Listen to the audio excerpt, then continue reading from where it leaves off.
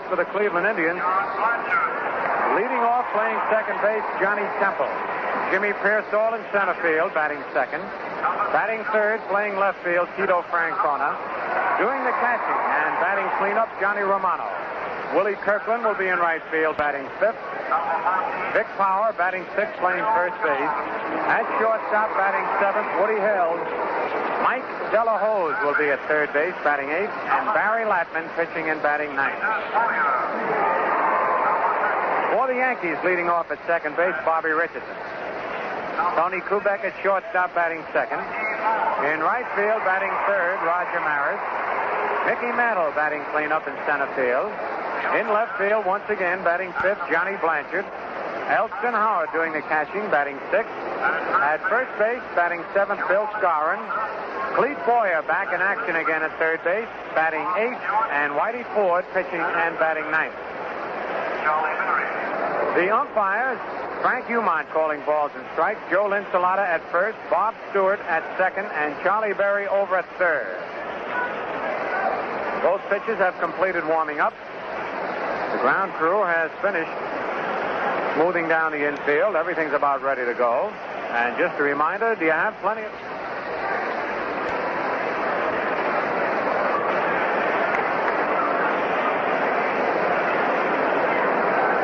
Well, let's take a look at the standings. The magic number now for the Yankees is 11. Any combination of Yankee wins or Detroit defeats, that total 11. And the Yankees are in.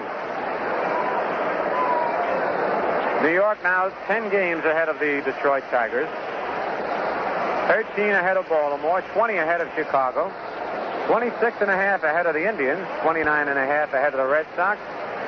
35 ahead of the Angels. 36 ahead of Minnesota. 44 and a half ahead of Kansas City. And 45 and a half ahead of Washington. And the Yankees, with 97 wins to their credit right now, have already matched their total number of victories in 1960, when they won 97 and lost 57 and won the American League pennant by 8 games.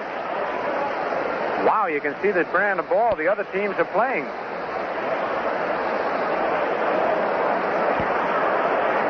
So this is a good time for the Yankees to have had that hot streak. They're about ready to go, and they're trying to get somebody to lead them out, but they all go in unison this time.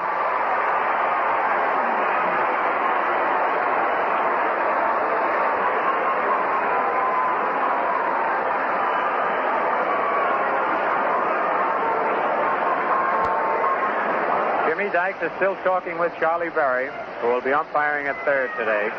But right now, our national anthem.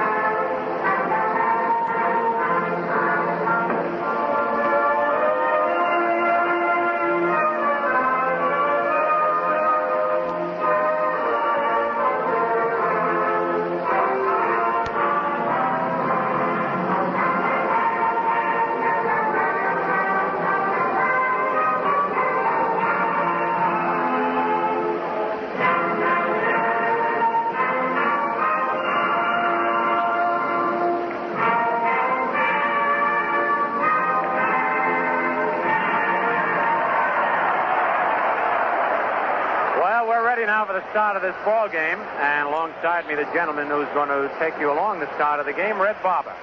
Phil, will you explain something to me? I understand that when Dykes told Latman he was going to pitch the first game, and then he turned and went back in his office, that 6 of the Cleveland players formed a circle around Latman and started to sing Auld Lang Syne.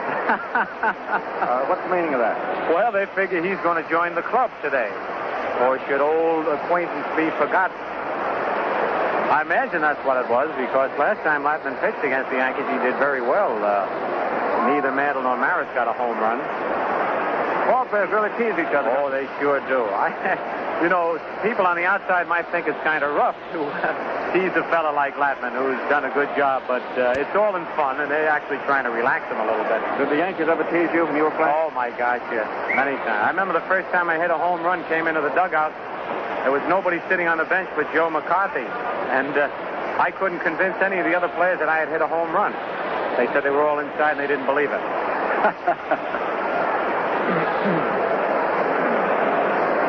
Well, at that, I think ball players are very practical psychologists. This thing of a sense of humor certainly does break the tension.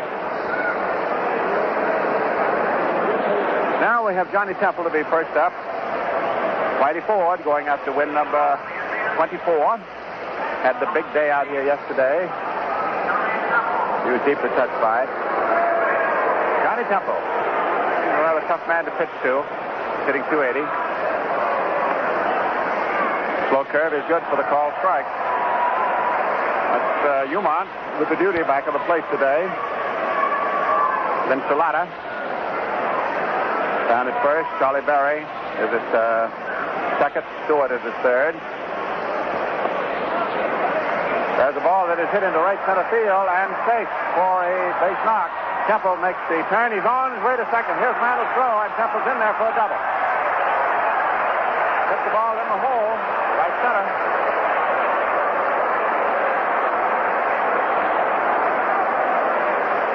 So that starts it off. The Indians have lost their last 16 games here at the stadium.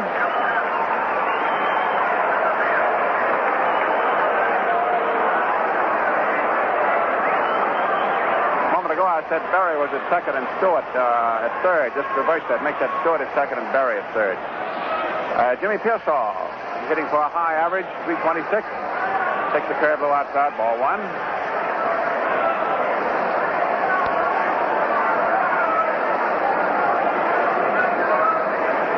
First man up has doubled the start of the first game.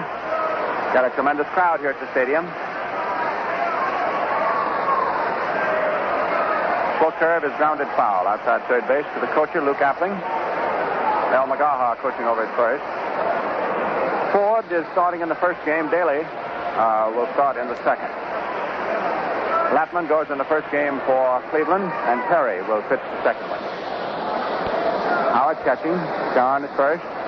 Richardson is at second. Kubek at short, and Boyer, after a day out with a bad knee, is back at third.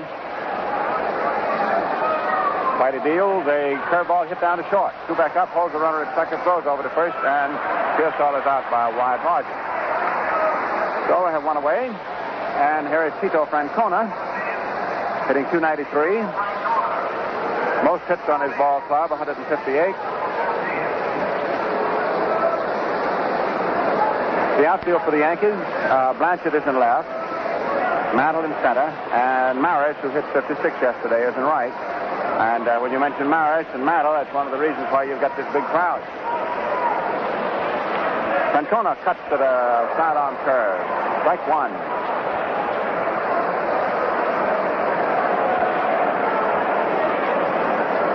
Yes, sir. The folks are here. And this crowd today sends the Yankees considerably ahead of their season's home attendance last year. And, of course, there are the 5 games remaining the last week of the season. 2 with Baltimore, 3 with Boston.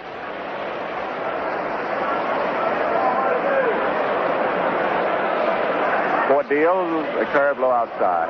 Left-handed pitcher, left-hand hitter. 1 ball, 1 strike. We have a light breeze, which is blowing out toward left center.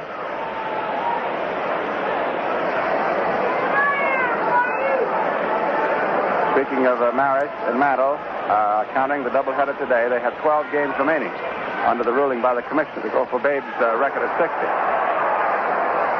Ford came down with a high inside change of pace that was sinking. Francona waved at it. Strike 2. The commissioner ruled some time ago, if you're not familiar, that Ruth's record must be done in 154 games.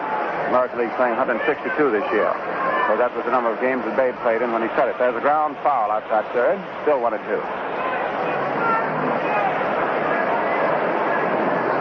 1 ball, 2 strikes.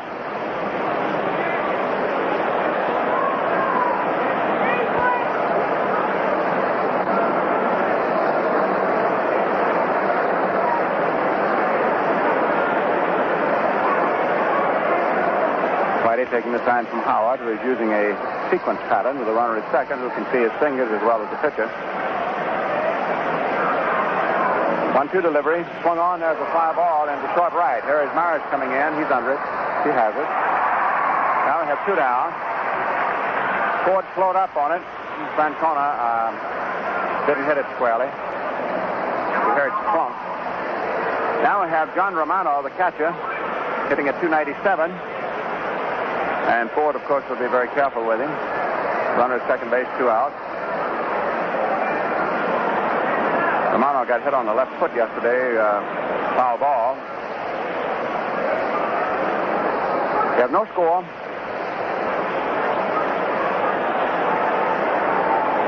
This is a big crowd, but you don't hear it in the microphone.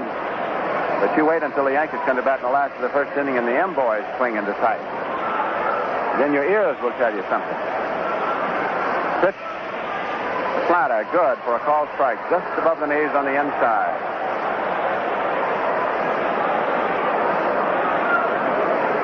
Romano steps back out. I don't think he appreciated the call too much. He's drifting with Umont a little bit. Not for long. He's in there again.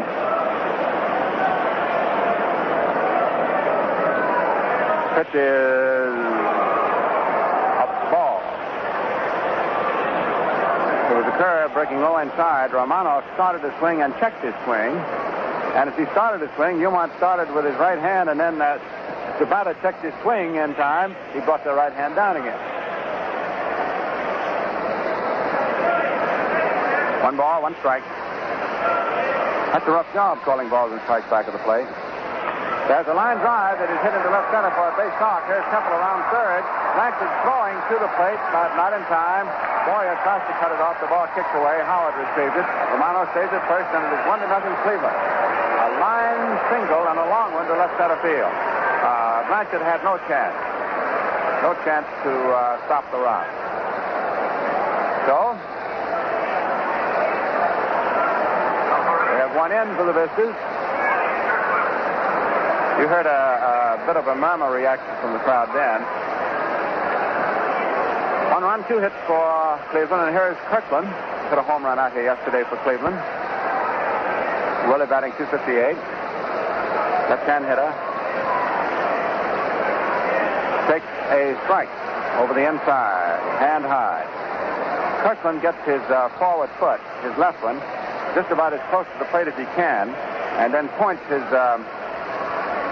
forward foot to the second baseman. So it's a crowding open stance. There's a ball bouncing away from Howard, and Romano lopes on down to second base. The pitch was low, and it started a wild pitch on Whitey. So he is behind a run, and now with the wild pitch, he has a runner at second base.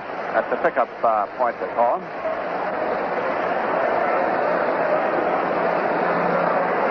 One ball, 1 strike.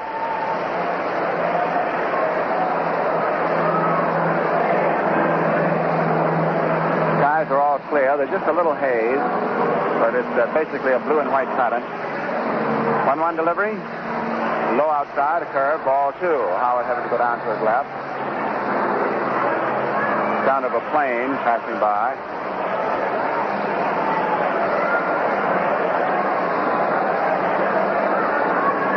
Nothing Cleveland. Here's the start of the big day. Pitch swung on, a ground ball hit foul outside first base. That's 2-2.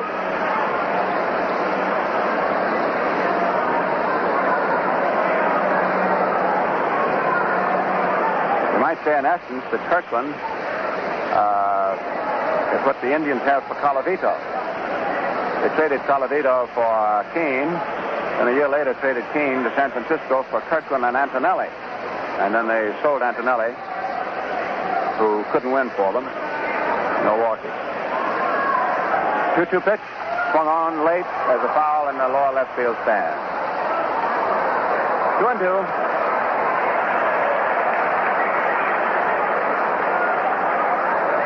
balls, 2 strikes.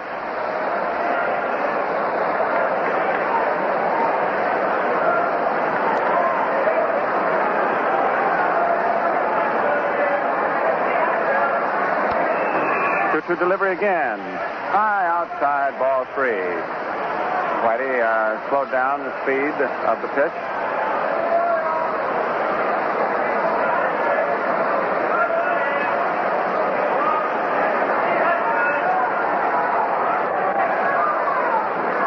Two delivery.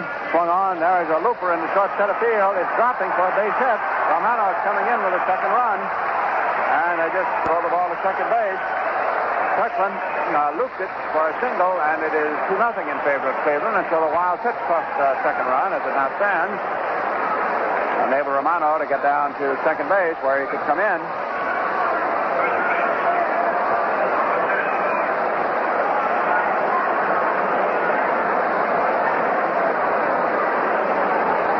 Now here's Vic Powell hitting .263.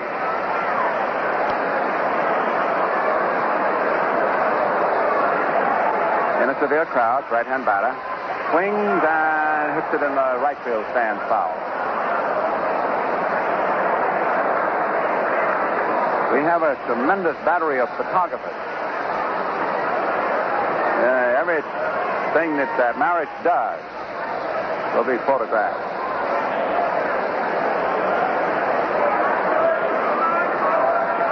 Pitch, low inside, slider, 1-1. Ball and a strike.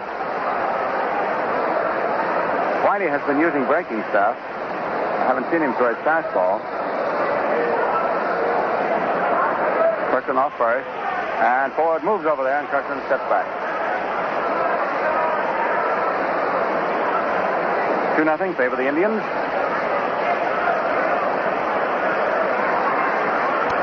Foul ball in the right field stands again. He reached for a change of speed, low outside pitch. 1-2.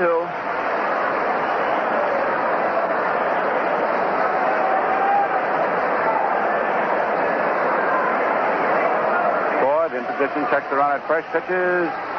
Another foul results in the first base stand.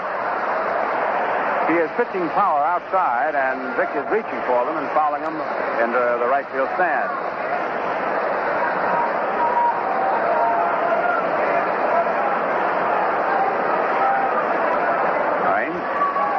Set. Pitch is a curveball which is hit out into left field. Short left has Blanchard coming on. He can't get there. And here's Kirkland coming to third base, and they stop him. And Powell comes in to second with a double. It was a fly ball, not deep, that landed about 10 feet fair inside the left field line. The outfield had been pushed back toward right. And Blanchard had no chance. The ball dropped when he was still 3 running steps away. So Kirkland is held by Appling at third. 4 hits for Cleveland. Now they have Woody held. He hit a home run out here yesterday. He's batting .265. The Yankee bullpen begins stirring. Change of pace is high outside. Ball 1.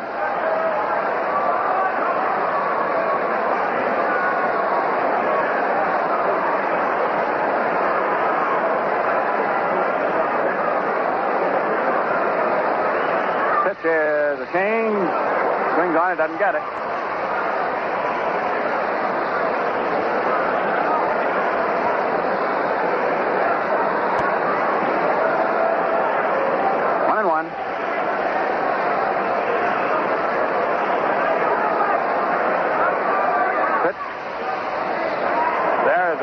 Slider into the hands for a called second strike. 1 ball, 2 strikes. First base is open. Runners at second and third.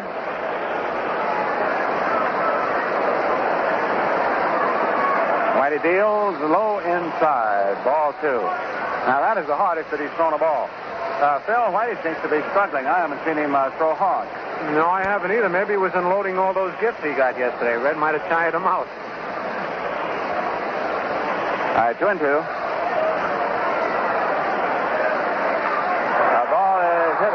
center. Mantle comes on and makes a one-handed catch. It took a star play to get out of the inning.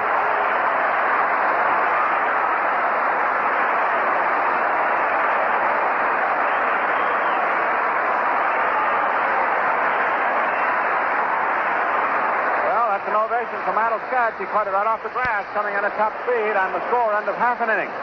Cleveland 2, and the Yankees now to hit.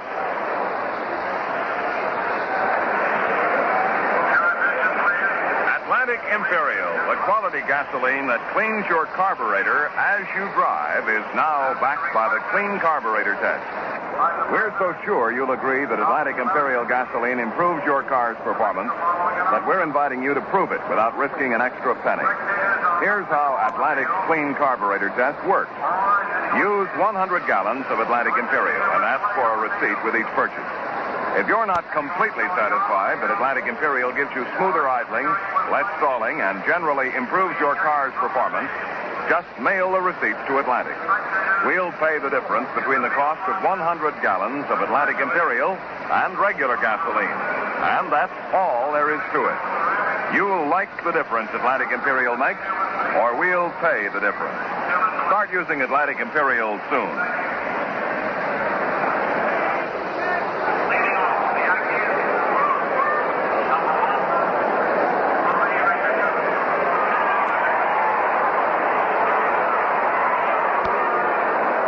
In the last of the first inning, Houck had Coates and Clevenger warming up in the Yankee bullpen. Whitey was struggling there in the first inning, and it took a stellar catch by Mantle to get the third out.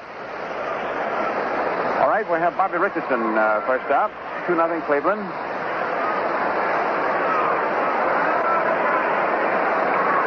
Bobby hitting .269. Lepman curved him low outside. Ball 1. Lepman has won 12, lost 4. He has beaten the Yankees once this year. That would have to be at Cleveland. The Indians haven't won a ball game at the stadium this year, and the bulk of last. They've lost the last 16 they've played here. Pitch is low, ball 2. All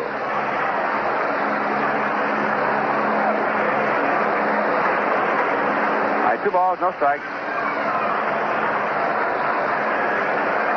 Lepman, strong right-hander, delivers. Good for a strike just above the knees. Romano is catching him. Power is at first base. Temple at second. Shortstop is held, and the third baseman is Mike Delahose. Low outside, ball 3. Delahose playing in place of Phillips, who got hit on the left hand early in the Friday night game. Francona in left, Searsall in center, Kirkland in right. 3-1 delivery. Low, ball 4, and Bobby's on. Now Kubek steps in, hitting at .276. The birthday boy, Roger Maris, he's 27 today, moving out now into the on-deck circle.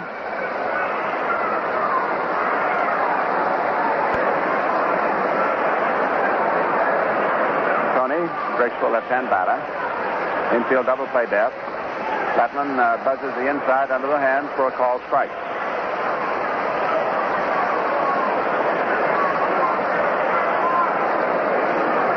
Lepman first came up with the White Sox. There's a curveball grounded down to second. Temple up, but it goes back to second and short to get one and throw to first. Double play. Boy, that Held was moving down that second base. He had to make it. Now, do you hear the crowd as Maris moves into batter's box?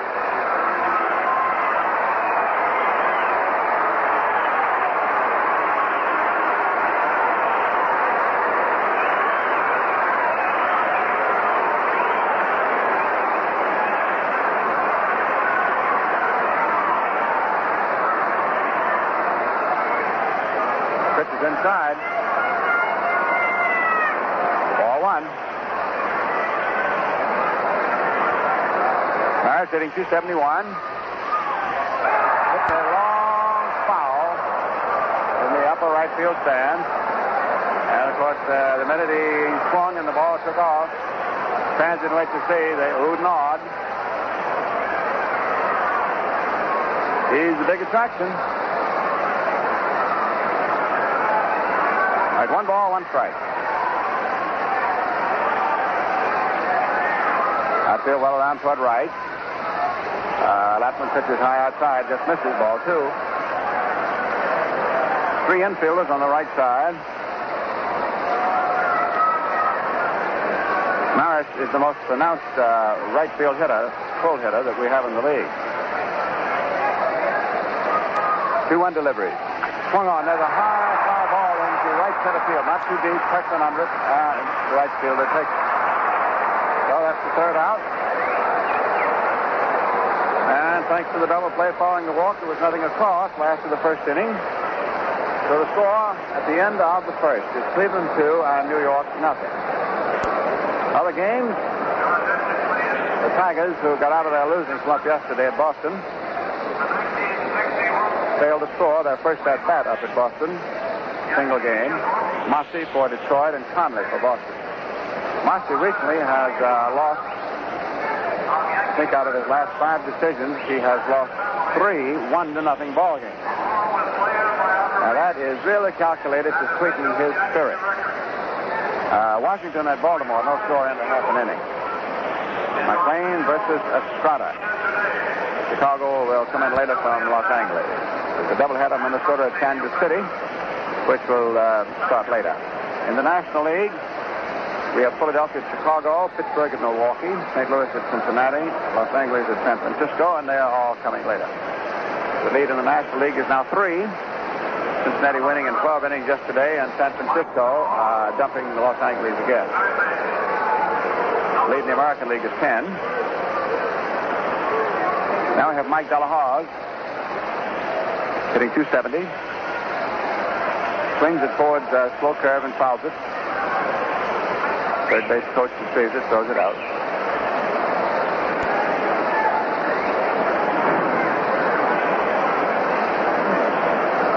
It's the last day at the stadium for the Yankees until they're back Tuesday night, September 26th with Baltimore. Then the following Wednesday afternoon. The Red Sox series is Friday night, September 29, Saturday afternoon, and Sunday. 4 deals, and the pitch is high outside for ball 2. 2-1. 2 balls, 1 strike.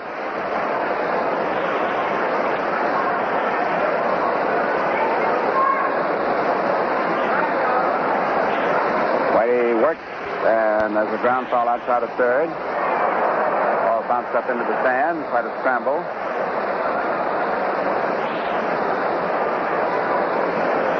Two and two. That's the count. This is the start of inning 2. First of 2, and Cleveland leads 2-0.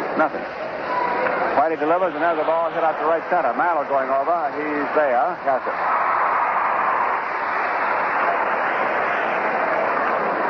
And the pitcher Lampman is getting ready now to come out of the dugout. The White Sox traded him to Cleveland, you recall, for Herb Score. Score is out in the Coast League, San Diego, trying to regain some measure of control.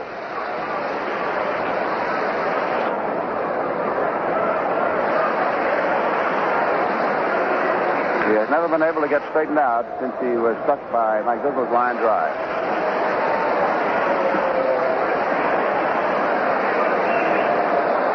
Ratman has 4 hits for 49 at-bats.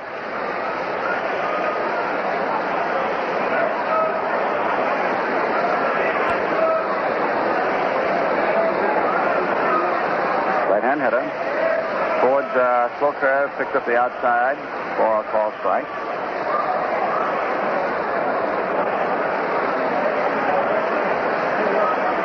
Left-hander works. Curveball is in there again. Strike 2. Right over. Cuts the heart of it.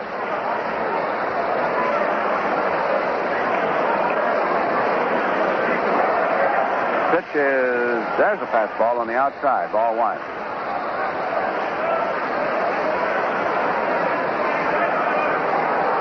Whitey standing out in the sun. Perspires a great deal. Loses considerable weight when he pitches. There is a foul tip. He was swinging on a sinker. And Latman is sort of twisting his right arm as though he pulled something back behind the shoulder blade. Now he moves in.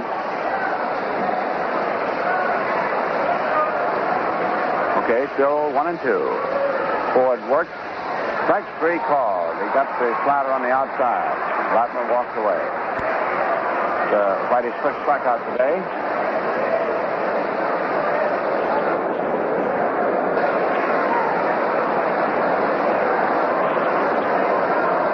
This ties him with Pasquale at 185 each.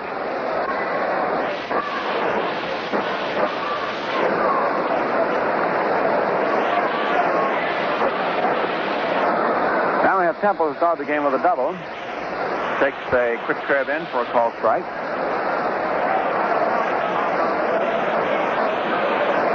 John hitting .282. A full change of pace, and he checked his swing. 1 ball, 1 strike.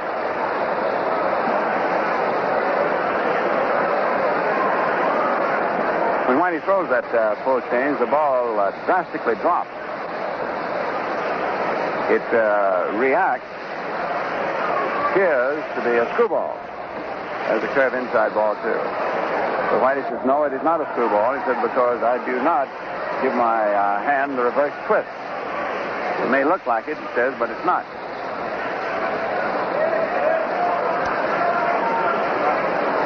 Two-one pitch. Swung on line, foul outside left field. 2-2.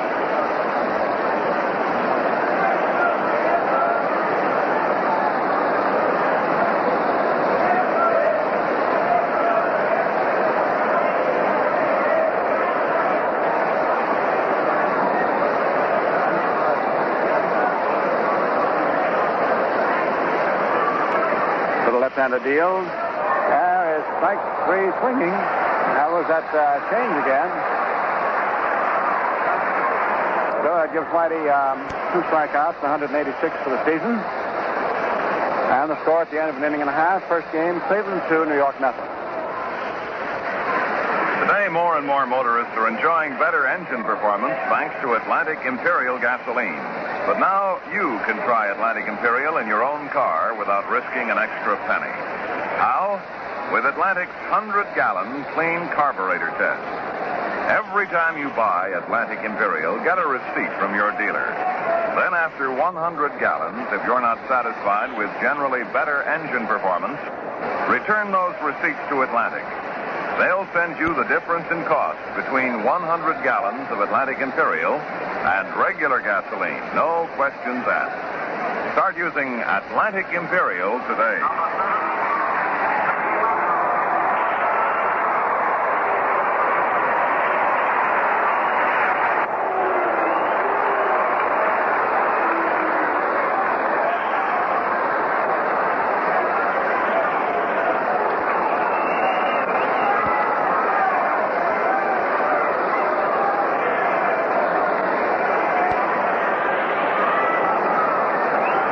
Mickey Mantle steps in.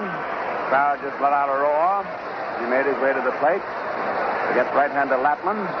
Cleveland, Mickey, of course, the pitcher is batting left-handed.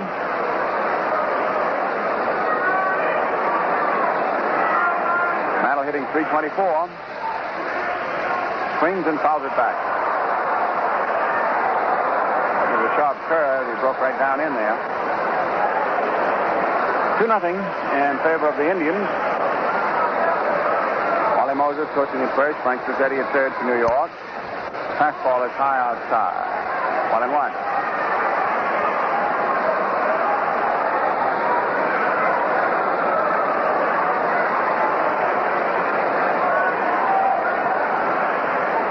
They do not overshift as drastic into right on Mickey as they do on Roger. Curve is outside, ball 2. 2-1.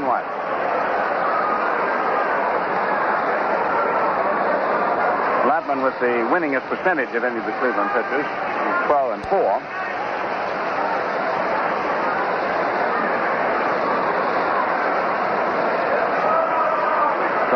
and deals, and Mantle swings at the long drive to left center. There's Francona going back. It's off of his glove.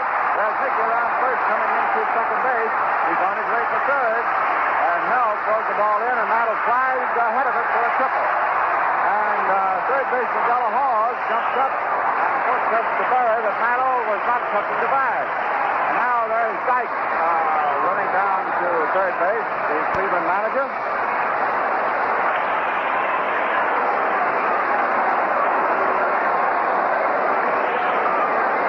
Mantle was in there just a split second ahead of the throw from the strong arm shortstop Held. And then Della Hawes claimed, and then Dykes went down to back him up, that Mantle in his slide didn't quite get third base. But Charlie Berry, who was right in position to see it, says yes, he did. So it is a triple for Mantle, deep into left center off Francona's glove. He went back as far as he could. So, this is the first Yankee hit. So Mantle up to sixth triple, and here is John Blanchard hitting at 311. We have nobody out. Last of the second inning. Outfield toward right on Blanchard. Swings, hits the ball to right field. It's a home run. Upstairs.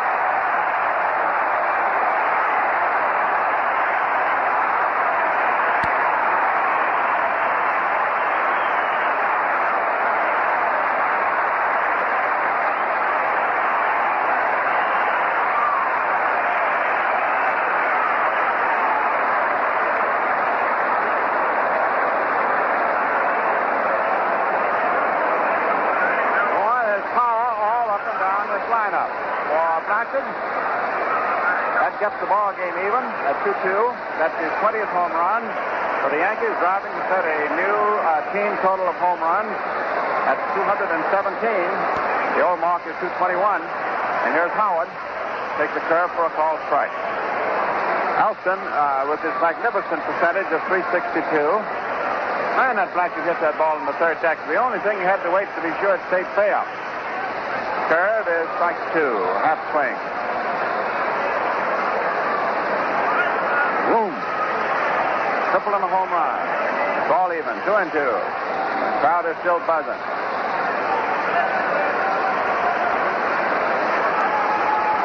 Strike three, sidearm curveball.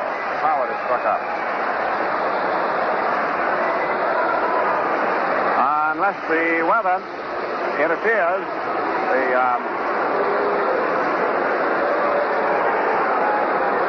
last 3 days of the year, this is the last doubleheader for the stadium. This is the last one scheduled. And the crowd is out here to see it. There's Skowron. Swinging, hits the ball to right center field. And through for a base hit. Hits the wall on the first bounce. DeMuth comes into second base with a double. Boy, they didn't leave their bats in the clubhouse.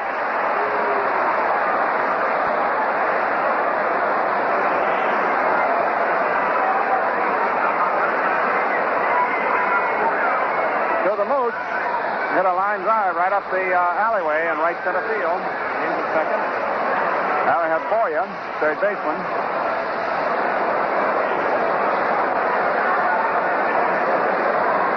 The Yankees have won their last 10.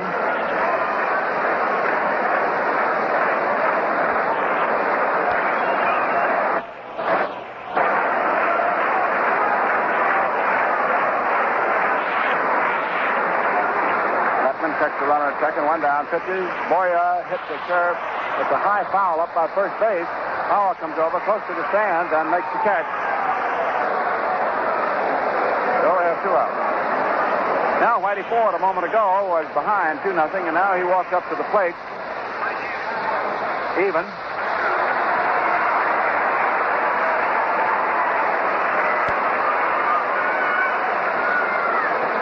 Whitey has 16 hits. Skowron with 2 outs. He's down off second.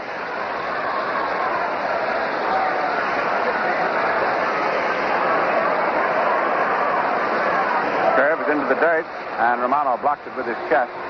Ball one.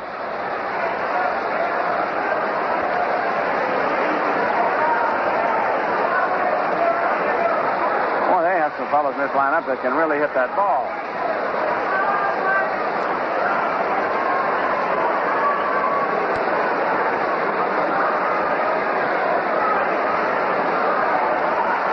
Pitch is inside, ball 2.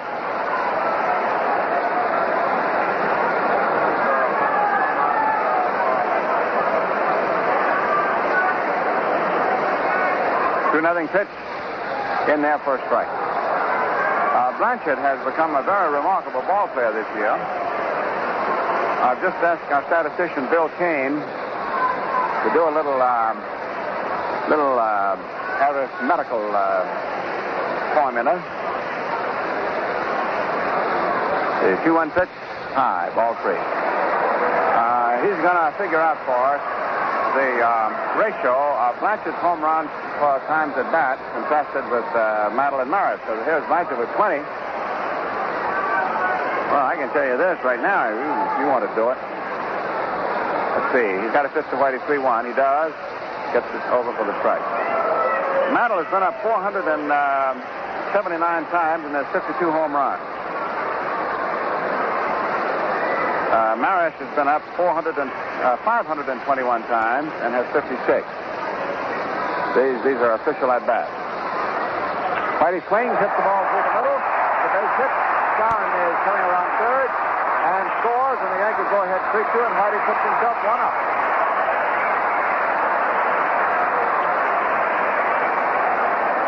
Now, Blanchard has been up officially 197 times and has 20 home runs. Well, so Whitey Ford puts himself ahead 3-2 with a single through the middle, his 17th hit. He's an excellent hitting pitcher. And for Whitey, that's his 9th run batted in. Now we've got Richardson up there. Walked in the first inning. Swings and hits the pitcher, and the ball turns out into left field. Ford stopped at second base. Richardson's line drive struck Lapman on the right side of his body. It caught him in the midst of his follow-through. He couldn't move his hand. It hit him, I think, right around the rib. But it happened so fast, it could have hit him in the stomach.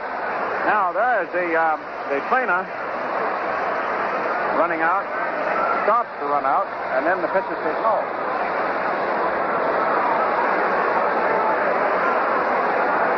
Wally Fox, the trainer now, is going out. Dykes told him to go out there and see where that ball hit Lapman.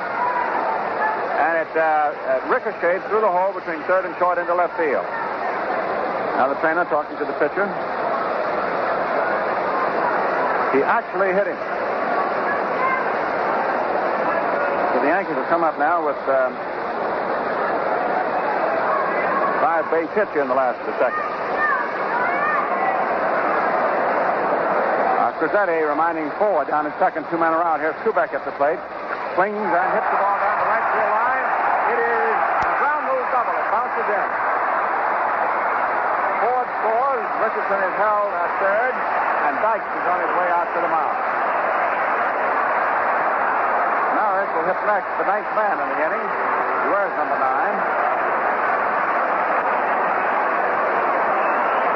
The ground rules double for Tony. Gives him 43 runs batted in. The Yankees 4 and the Indians 2. Cleveland got out in front 2-0, and then the Yankees on their second opportunity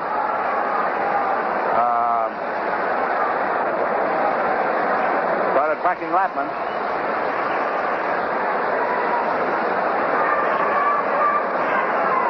Here's a funny situation.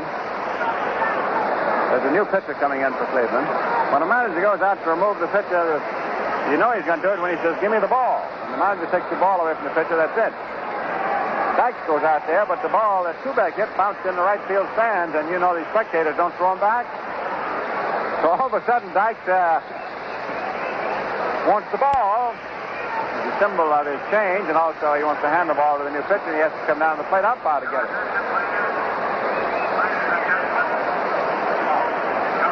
This is Bobby Locke walking in. He's relieved previously in this series. The Lapman, 1 2/3.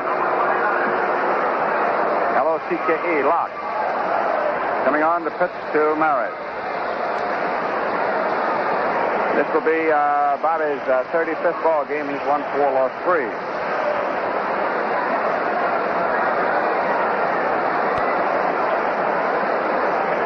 Well, we got plenty of time, and we're a little late, so we better pause the station if that's the case.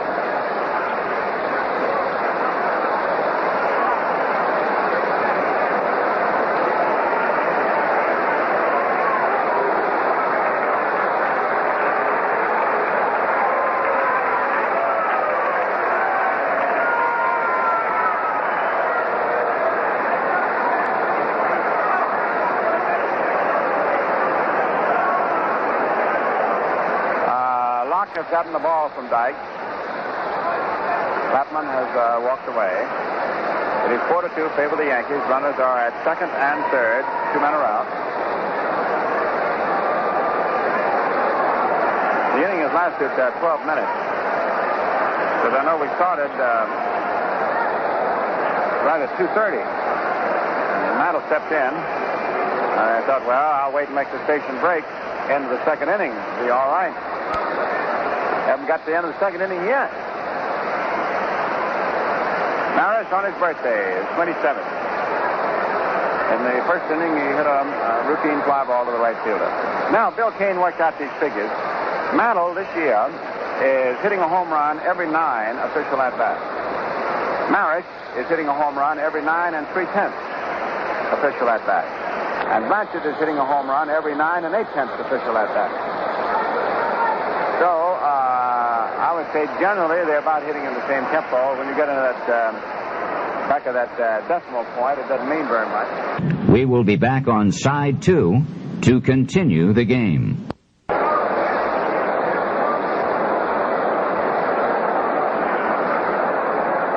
In case you wonder about the discrepancy of the at-bats between Mantle and Maris, it tells you that Maris gets more balls to swing at because they walk Mantle.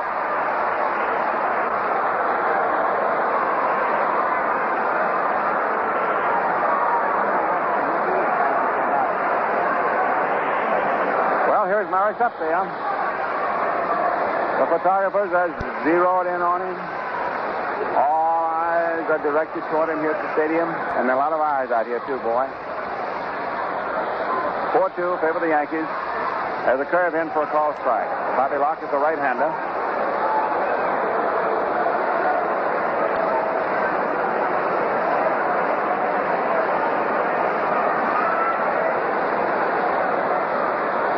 Mantle has drawn 116 walks this year. Maris 82.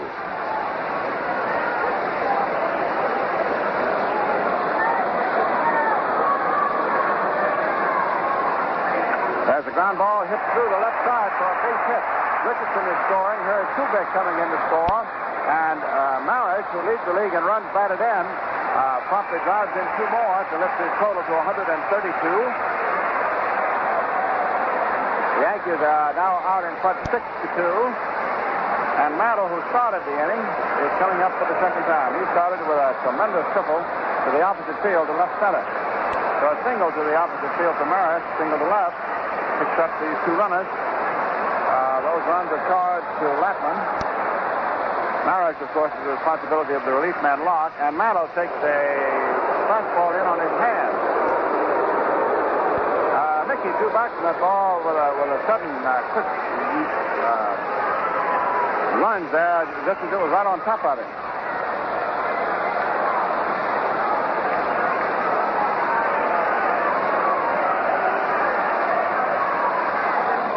Curve is low inside, ball 2.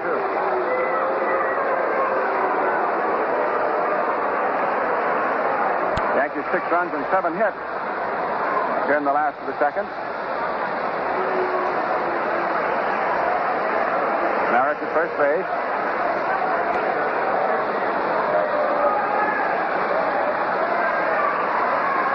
Mickey swings at a high curveball. Strike 1. Mantle has 156 hits. Maris has 142.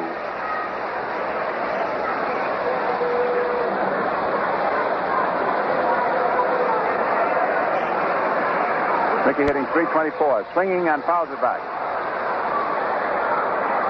Well, let's see. We haven't added in his base hit here in the second, so he's 1 or 2 points better. Either .325 or .326. All right, 2-2.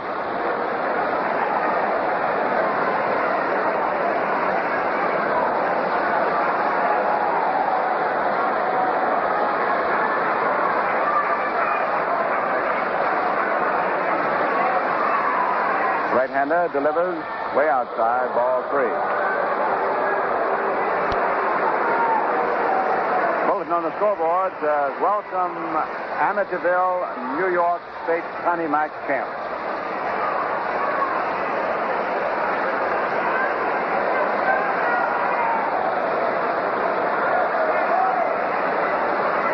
All right, 6-2 favor the Yankees. This second inning upsurge as ball 4, Matter walks.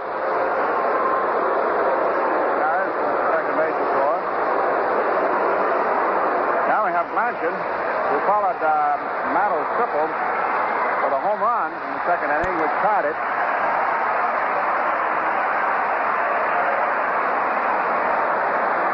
Blanchard getting a hand.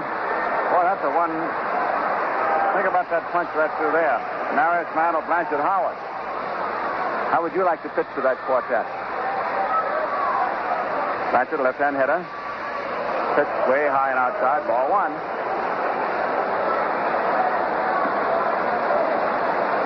Locke wants another baseball. Plate umpire Yuan accommodates him. Nothing in the rule that says an umpire has got to give a pitcher another ball, and there's nothing in the rule that says he hasn't got to. The umpire says just a matter of keeping peace in the family.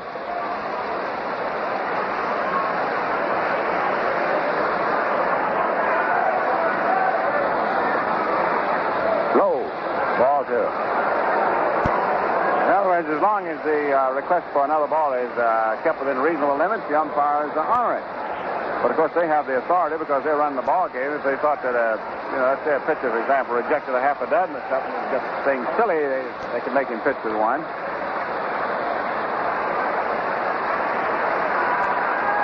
2-0 delivery is high outside, ball 3.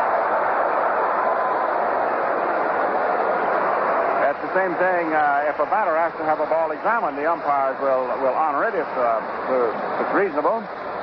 But I remember out here the last time the Yankees were home, Charlie Burris back at the plate, and Maris wanted the ball examined. And Burris says, no, I just examined it. It's all right. Then Maris hit it for a home run. Blanchard swings, and there is a fly ball to straightaway center where Pearsall waits, makes the catch. So, 11 men batted. And 6 of them scored, and there were 7 hits. 2 men were left. So, at the end of 2 innings of the first game, it is 6-7-0 for the Yankees, 2-4-0 for the Indians. I hope you'll use Atlantic Imperial in your car. It's the gasoline that cleans your carburetor as you drive and keeps it clean.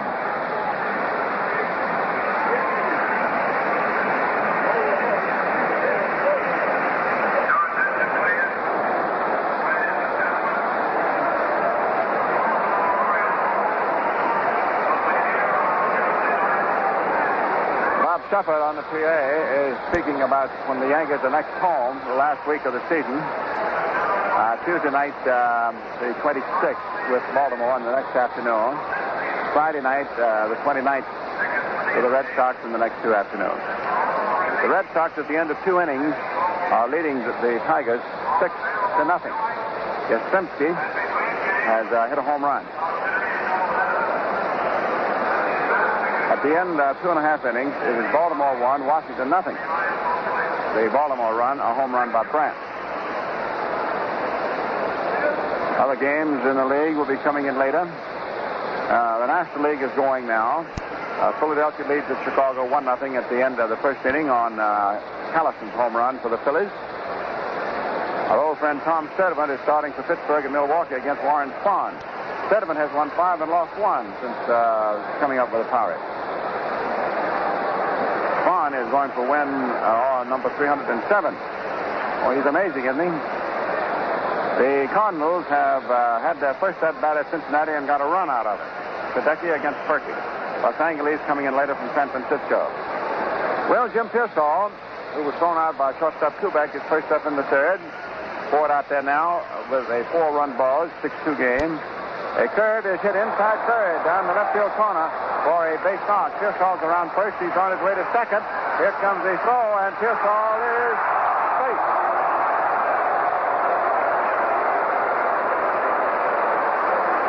Richardson is making a remonstrance with Bob Stewart. It is a double for Pearsall. Richardson was standing garlically at second base as though there wouldn't be any throw. And then suddenly when he got the throw, he snapped it. So Pearsall gets the double. Double to left. Hit number 5 off Whitey. And here is Francona.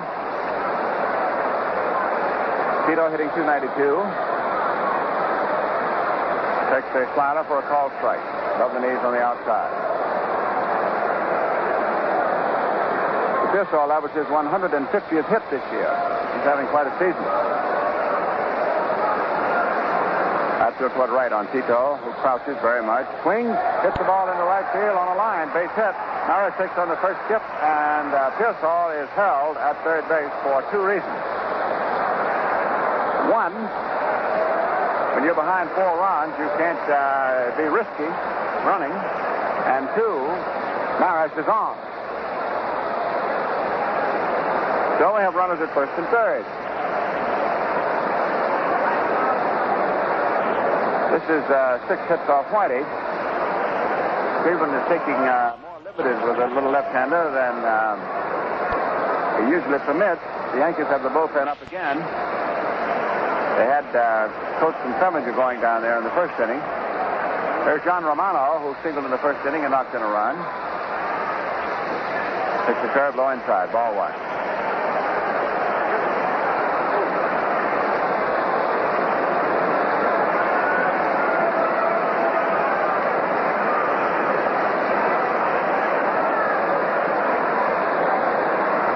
Is now throwing in the bullpen. As the curve hits foul between the coacher and third base itself.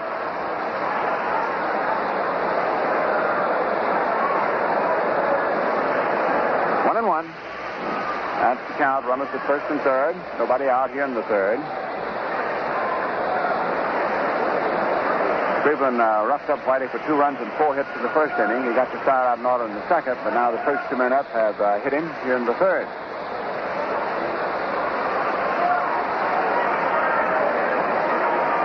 Pitches. There's a trickle ball up toward third base, and he goes foul. Pearsall was not going to try and score.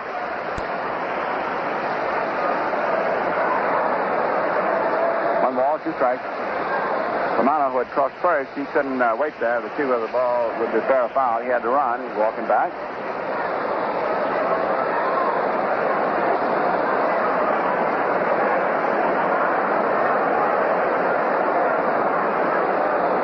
The Yankee runs, they're all charged to the starter, Latman.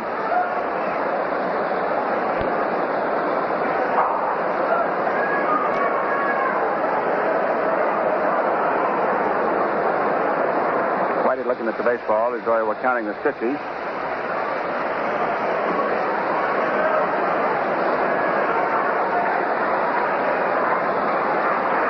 Pitches low outside.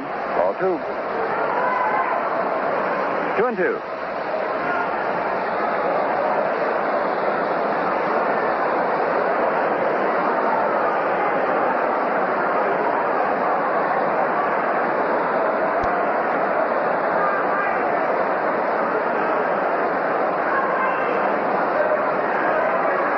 For Deal, the curve swung on, grounded foul. Back at third.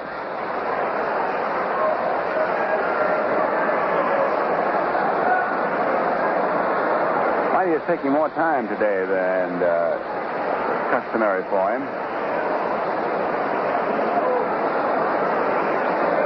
But now that he's got this big lead, he would like the best in the world to at least get 5 innings in and have some of the lead left.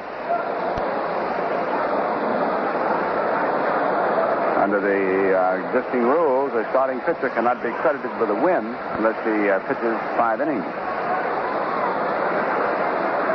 Delivers and has the ball that is hit out into short left center field and is dropping for a base hit between Kubek and Mantle.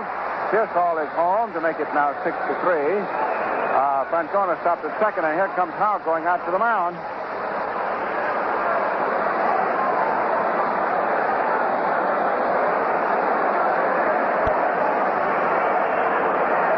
Takes the glass out of his bullpen. He is talking to Whitey. Houck so far hasn't made any motion.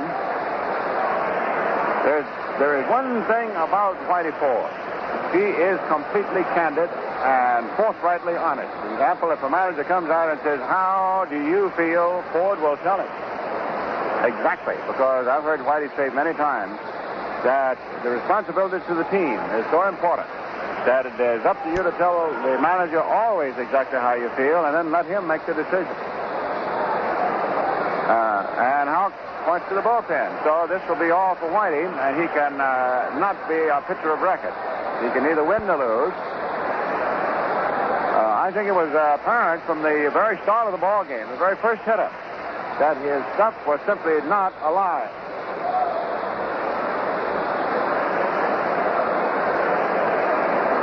So that's 3 runs and 7 hits off Whitey. He's responsible for these 2 runners. Romano has batted in 2 runs today. Gives him a total of 74.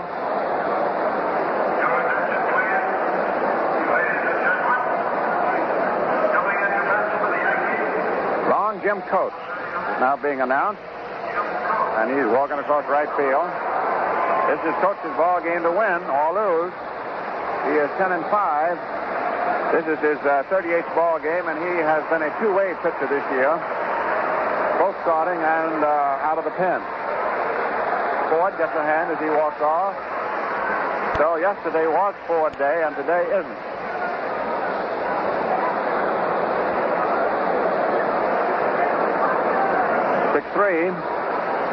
Favor the Yankees. Because this Cleveland crowd is just so hot back of the neck you could fry an egg. They've lost 16 straight games to the Yankees here at the stadium, and if you don't think that's not putting a bow under the saddle blankets, you got another thought coming. Now Houck is going back into the dugout. Coates is checking his battery signs with Howard. And speaking of checking, we will pause for station identification.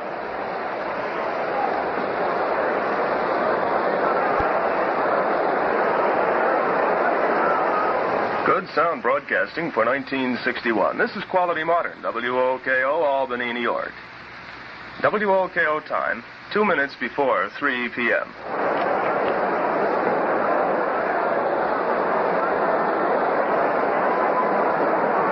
Whitey Ford has done absolutely yeoman service this year. He has been a laboring man, and by pitching every 4th day, and with remarkable success, and with strong assists when necessary from Arroyo, it has made possible the rebuilding of a pitching staff. For example, at spring training camp, you certainly counted on Curley, counted on Ditmar. So certainly they were ineffective. Something had to be done, and had to be done in the course of the season. A great test of managing for Houck. But now that Ford has done so much work, I would say that the number one consideration about him from now on is to get him tuned up for the World Series.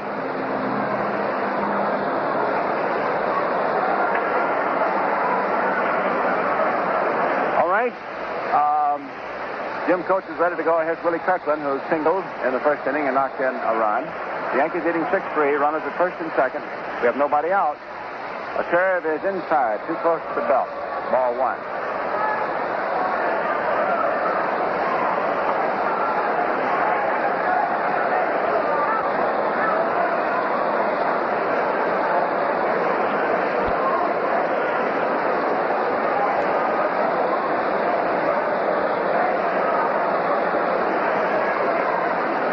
delivers. There's a sharp curve. That's a slider swung on and missed down across the shin.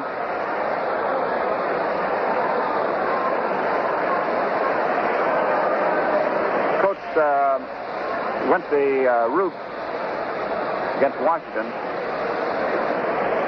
5 days ago. Gave them 1 run, 4 hits. Won his 10th game then. There's a curve that is fouled up. Howard is getting under it. 2/3 of the way back to the stands and has it for the first time.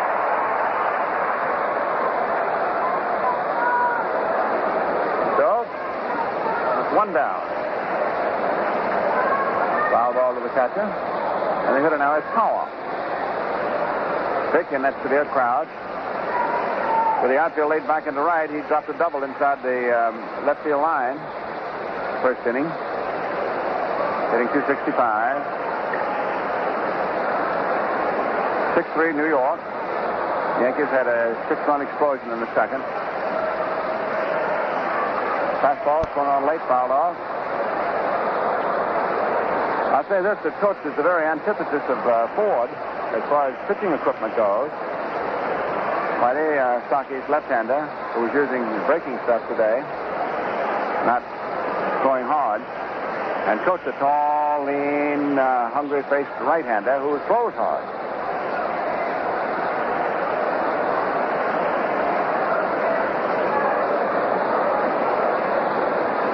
Jim ready. His ball game to win. He can hold it.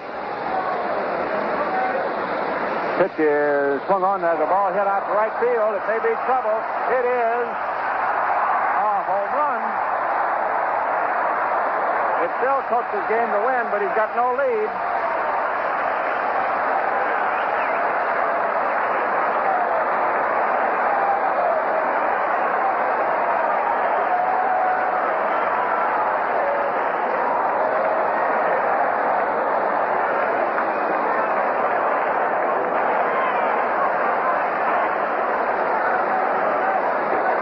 Sailed in the lower right field stand, about 10 feet fair. Coach Bird sadly shook his head. It is now 6-6. The first 5 runs charged to Whitey. The 6th one charged to Coach. Now we have Woody held. 1 man out. Fastball slightly high inside. Ball 1. Held hit a line drive which Mantle one-handed coming in the first inning. All right, 6-6. Curve swung on and missed. Strike 1. 1 ball, 1 strike. Now, this promises to be a rough afternoon, doesn't it?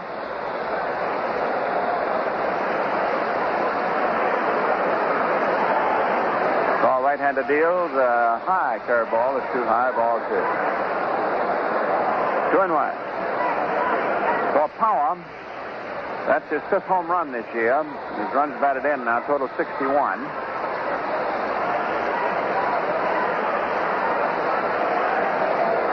Two-one delivery, swung on as a high foul ball up alongside third. Boyer under it, makes the catch, 2/3 of the way over to the stands, and we have 2 out.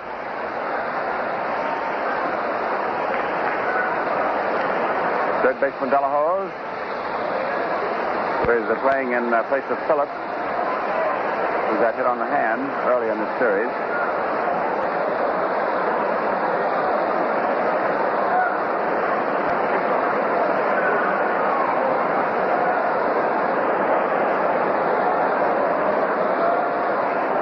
Pitch is swung on to the line drive over short into left center for a base hit. Delahose goes around first base and stays.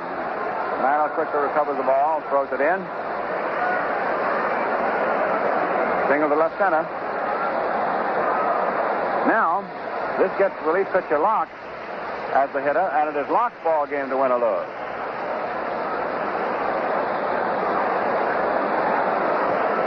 This game is pitched back and forth. First it was 2-0 Cleveland, then it was 6-2 New York, and by the time that Locke came in, it looked as though he would just be sort of the expendable long man out of the bullpen. And now, all of a sudden, here we go, head-to-head. 6-6. This is the 8th man to bat for Cleveland here in the 3rd inning. Relief pitcher coach takes the sign from Howard. Delahose leads off first. Locke, a right-hand hitter. Swings the curve, hits it to short. Kubek runs over, steps on second for the unassisted fourth, and that is the 3rd out. But before that happened, 4 runs, 5 hits. And the score at the end of 2.5 innings is Cleveland 6 and New York 6. Does your car perform as if it were several years older than it really is? Well, even a new car can't give you a smooth, even ride with a dirty carburetor. That's where Atlantic Imperial gasoline comes in. It cleans your carburetor as you drive and keeps it clean. And this is very important. You see, under ordinary driving conditions, harmful deposits can form around the lower carburetor walls. In time, these deposits can affect the action of the throttle plate, cause rough idling, frequent stalling, and gasoline waste. But not when you use Atlantic Imperial. It washes these deposits harmlessly away, and with continued use keeps the new deposits from forming. I hope you'll use Atlantic Imperial in your car. It's the gasoline that cleans your carburetor as you drive and then keeps it clean.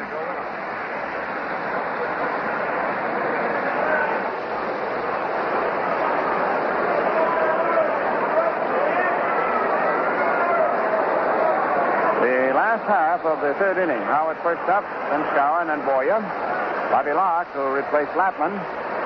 He's now the pitcher of record. A 6-6 ball game. The 2 starters are off the hook. There's a ground ball hit up toward third. Delahose grabs it, flips it into first base. Plenty of time, and Howard is out.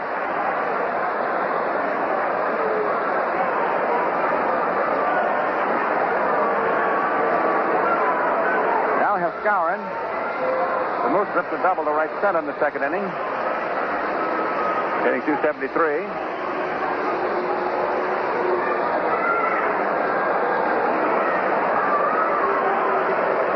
Field, fastball low inside. Ball 1. Bobby Locke from Grindstone, Pennsylvania. It always strikes me as an interesting name for a town.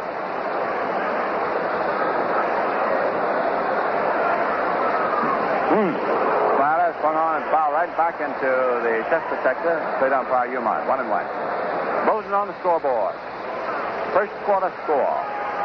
Baltimore Colts 28, New York Giants 13. 1-1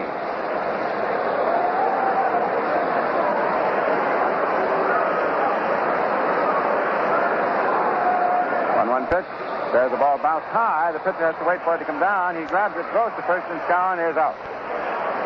Power using that one hand all the time down at first.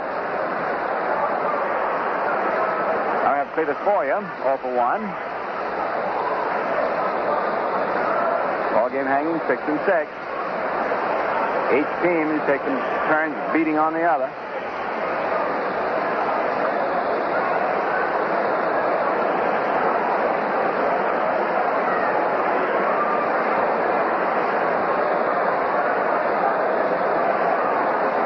Pitch.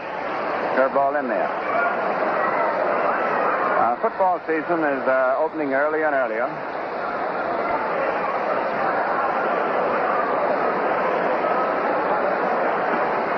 Fastball swung on and missed, strike 2.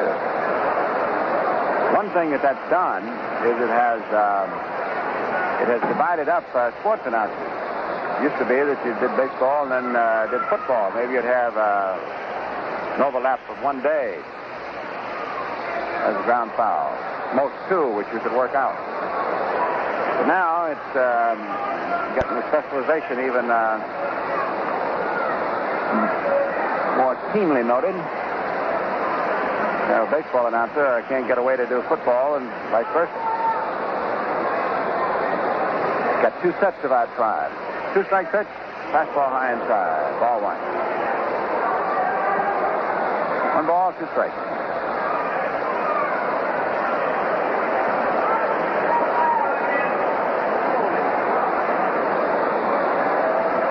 One and 2.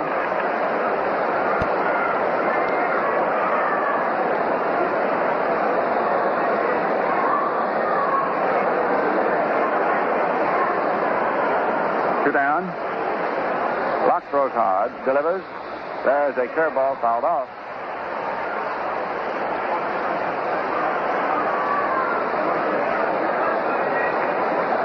There's been a correction that has come in on the printer about the big ball game at Cincinnati. The Cardinals were first credited with a run. The correction is they didn't get it, and Cincinnati has got a run at the end of 2 innings and leading 1-0. There's a high foul back out of play. 1 ball, 2 strikes. So it is first place Cincinnati 1 and St. Louis nothing at the end of 2.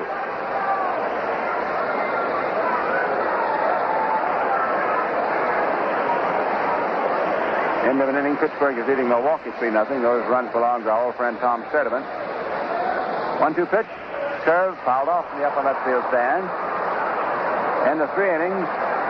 The Red Sox, who have closed the season here the last 3 days, are leading Detroit 6-0. The end of 4, Baltimore's leading Washington 2-0.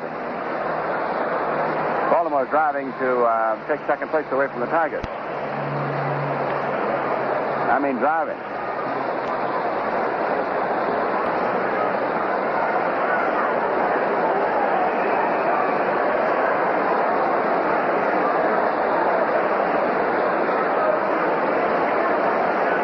Block 1 and 2 with Boyer.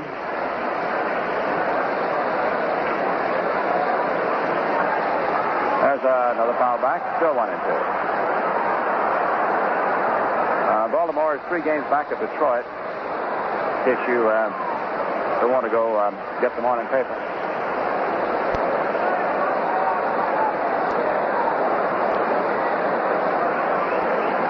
Dumont, with all these foul balls, is having to... wait a minute. No. What it is? I thought he was going to call for some more baseballs. He's calling for the trainer, Gus Mouch, to come up there and see Boyer's left hand. Apparently, maybe he's pulled a blister. Batters do that sometimes batting.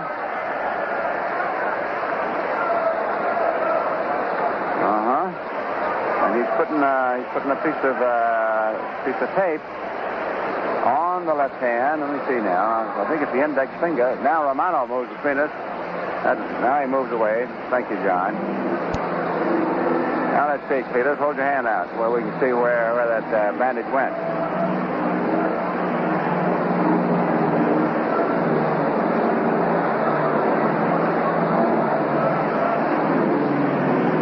All right, 1 ball, 2 strikes.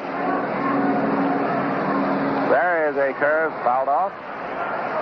Still 1 and 2.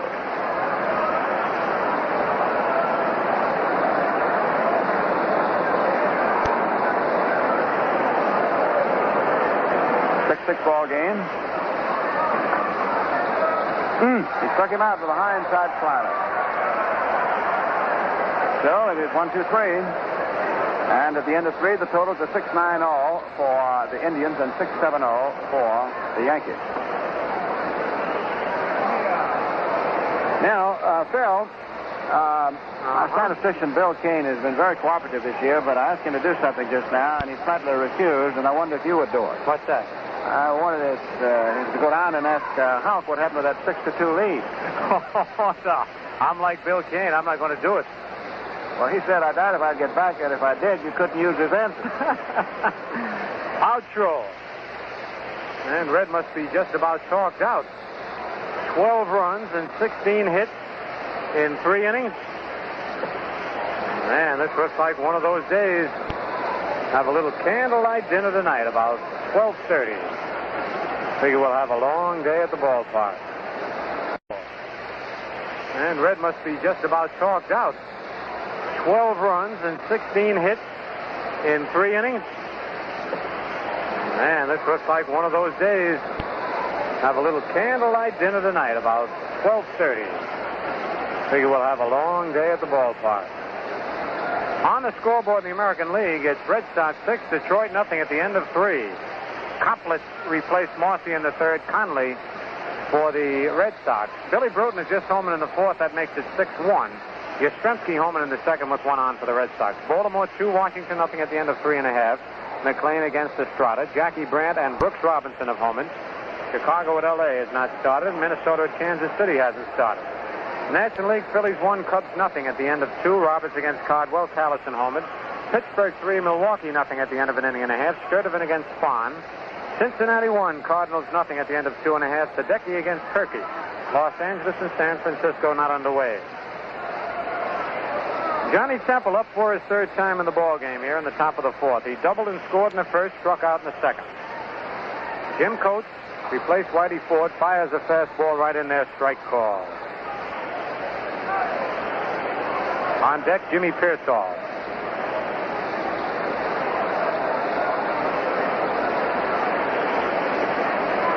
Curve fouled and going out of play down the right field line. 0-2.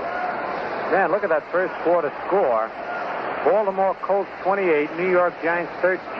They're playing up in the Yale Bowl. That's equivalent to this score here in the third inning of 6-6. A lot of scoring.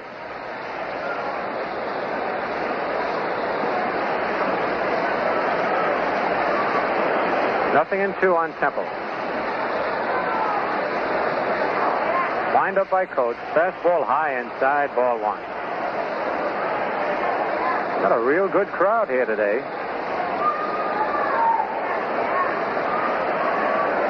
Never really expected this much, but the fans so interested in the Mantle Maris race for home run honors that they're coming out. Curve misses outside, 2-2.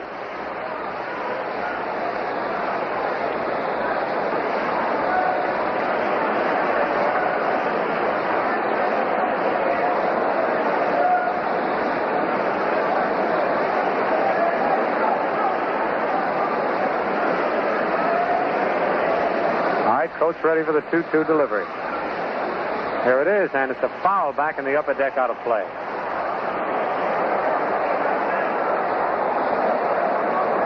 Out holds at 2-2.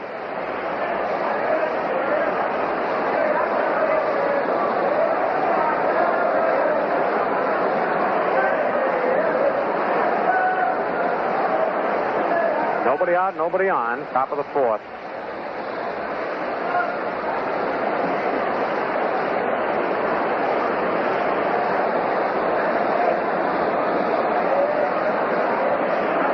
Again, the 2-2 delivery. Curve is high, ball 3, 3-2.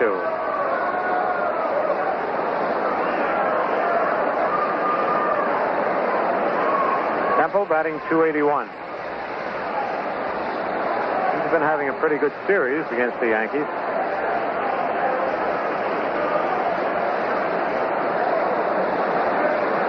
Now the payoff pitch. Inside, ball 4. That's the first walk given up by Yankee pitchers in the ballgame. Whitey Ford, who went 2 innings, didn't walk anybody. Brings up Jimmy Pearsall, bounces short, double to left field, and scores.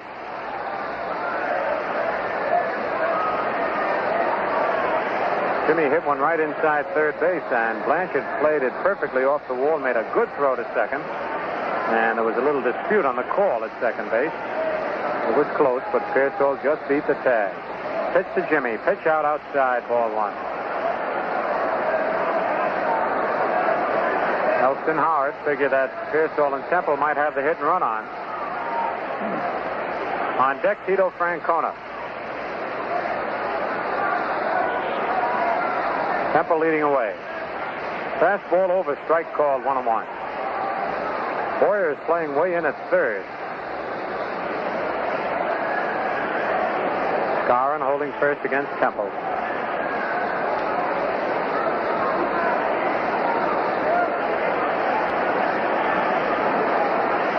Time is called by Johnny Temple at first base. Wanted Pearsall to step out of the batter's box. They rechecked the signals with third base coach Luke Appling. Now everybody ready to go.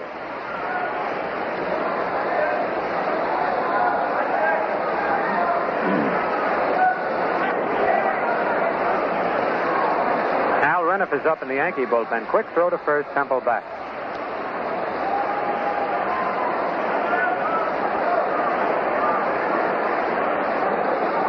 Here's the stretch.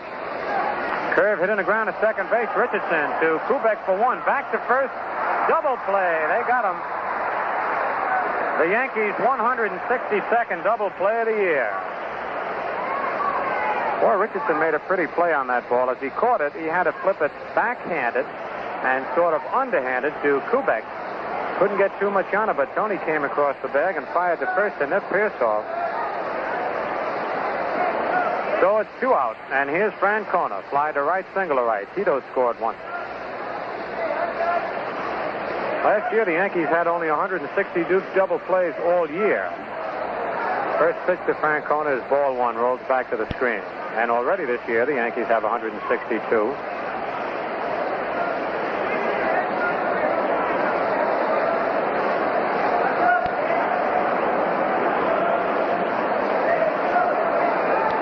Two out, nobody on. Wind up by Coates. Fastball line down the left field line. That's in there for extra bases. Rolling down in the corner. Blanchard picks it up, and Francona's in with a stand-up double. So again, the big double play that the Yankee infield came up with keeps a run from scoring. That is the 10th hit for the Indians off Yankee pitching, and it brings up Johnny Romano, who has 2 of those 10 hits. He scored twice and driven in 2 runs. Lined a single to left, dropped a single in short center field. Romano now over the 300 mark again, batting .301.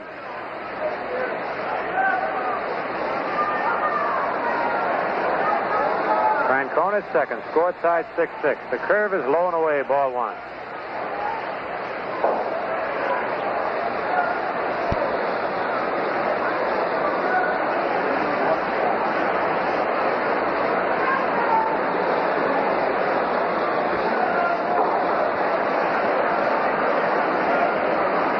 On deck, Willie Kirkland.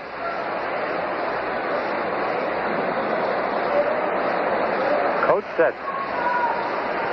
Fastball high and inside. Ball 2. 2-0.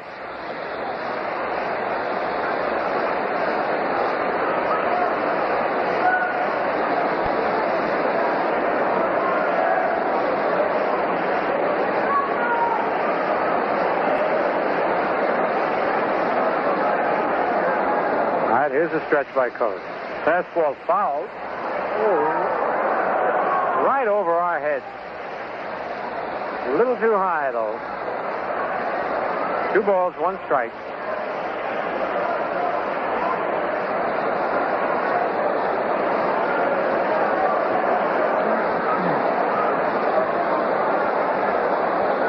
Two out. Francona leads off second base.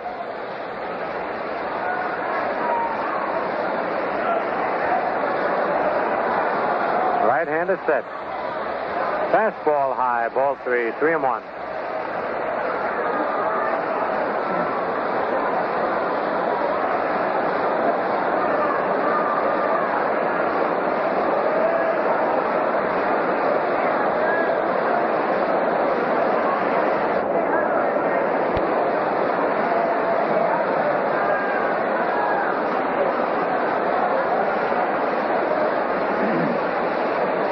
Coach ready again. 3-1 pitch is a ground foul outside of third. Full count on Romano.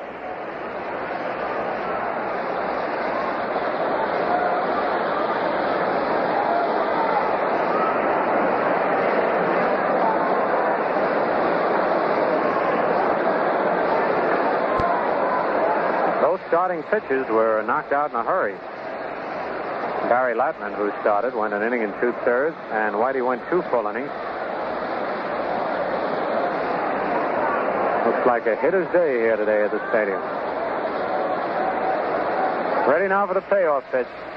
There it is. It's a curve, popped in the air, foul. Skowron chasing it near the stands, but he can't get it. It goes back about 5 or 6 rows. The count holds at 3-2.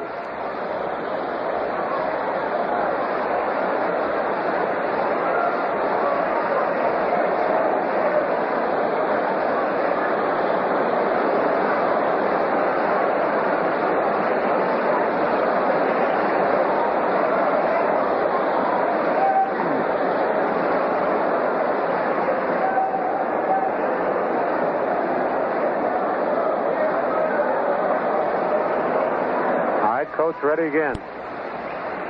The run is going. The ball is fouled again over our heads. And Frank Lafrosia gets one of the easiest foul balls I've ever seen. It bounced off a few hands, rolled down off the top, took one little bounce, and Frank just picked it up.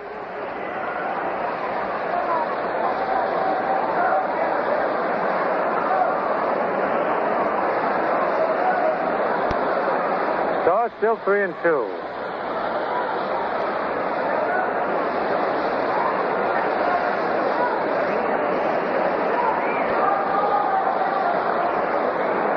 Here's a stretch by Coates. Curve swung at and missed, strike 3. So for the Indians in the top of the fourth, no runs, 1 hit, no Yankee errors, 1 man left at the end of 3.5. Cleveland 6 and the Yankees 6. Say, that new power mower sure looks easy to operate, George. Yeah. Wish our car performed half as well. What's the trouble? Oh, idles like a vibrating machine. Stalls all over the place. Sounds familiar. Your car the same way? Used to be. Turned out the carburetor was full of dirt. Oh? What did you do? Cleaned it, of course. Hey, that must have been a big job. Nothing to it. I just started using Atlantic Imperial gasoline. What's that got to do with it? Hey, where have you been? I thought everybody knew by now that Atlantic Imperial gasoline cleans your carburetor as you drive and keeps it clean. Atlantic Imperial. And it works for you? It works for me. Boy, I'll have to start using Atlantic Imperial gasoline right away. Meanwhile, back to the grass. That's one problem Atlantic Imperial can't solve.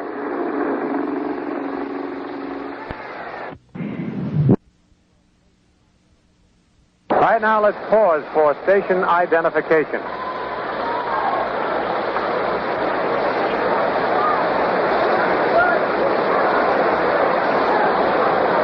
At 1460 on the radio dial, you're in tune with Quality Modern, WOKO, Albany, New York. Good sound broadcasting for 1961.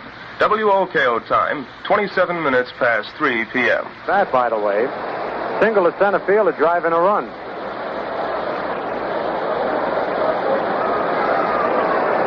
Coates is 1 for 34, batting .029. Takes the fastball right down the middle. Strike 1 call. Bobby Locke on the mound. Pitchers of record right now are Bobby Locke for the Indians and Jim Coates for the Yankees. There's a swing and a miss at a curve, strike 2. One year, Coates had a great year at the plate for the Yankees. He hit nothing but line drives. Curve, strike 3 called. Jim stepped back and the ball broke over. That's 1 out. Here's Bobby Richardson, who walked and singled off Barry Latman. The ball was hit so hard off Latman that it kicked between short and third out to left field. Don't know whether Barry was injured on that play or not, but after the next man double, he was taken out of the ball game.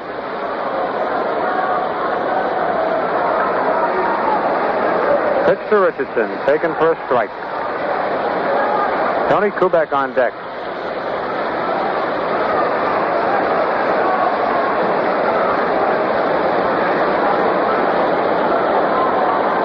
One strike fastball inside, 1-1.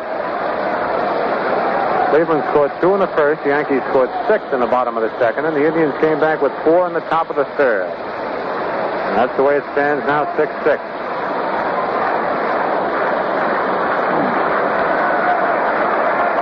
Fastball line to right center field, way back there, and that ball is 1 hop against the right center field wall. Richardson around first, digging for second, and holds up.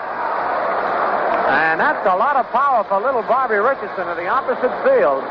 A ball hit just about 400 feet, 1 hop against the right center field bleacher wall. One of the longest doubles that Richardson has ever hit, that's for sure. That's the second hit off Locke, the Yankees' 8th hit of the ball game, and for Richardson, his 16th double of the year. Brings up Tony Kubek. Speaking of doubles, Tony has 37, leading both major leagues in that department. He doubled in the second inning after hitting to a double play in the first inning. Tony has driven in 1 run. batting .279. Richardson at second with one out. Stretch the pitch to Kubek is bunted foul and back of the plate. Tony trying to drag one with the right side of the infield playing back. Richardson hit that ball the way he did in last year's World Series.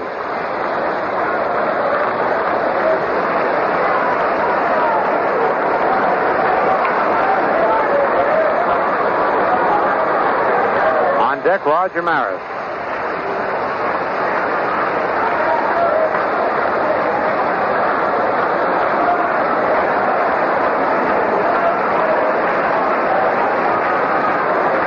Fastball in the dirt, knocked down by Romano. Bobby holds at second base.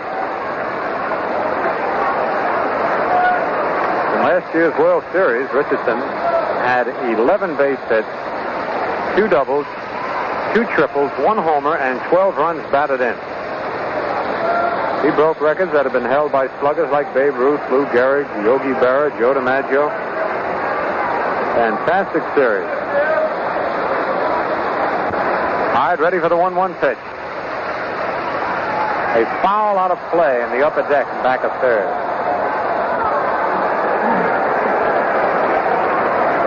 One ball, 2 strikes.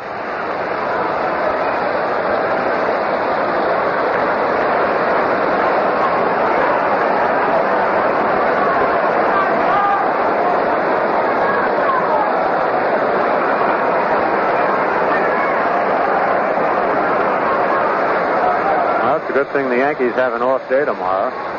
The way this ball game is going, in over an hour and a half, we haven't played 3.5 innings yet. Fastball high and tight. Tony sits down. It's a 2-2 count.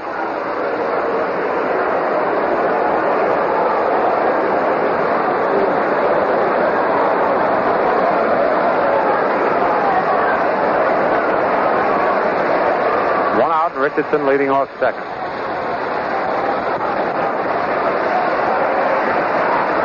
Lock ready for his 2-2 delivery. A fly ball to left field. Tito Francona right there and takes it for the second out. At the last second, Tito had a little trouble with that ball, but he caught it. Here's Roger Maris.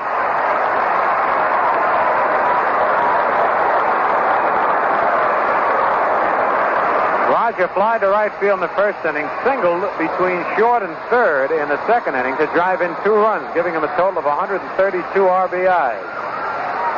Batting .272.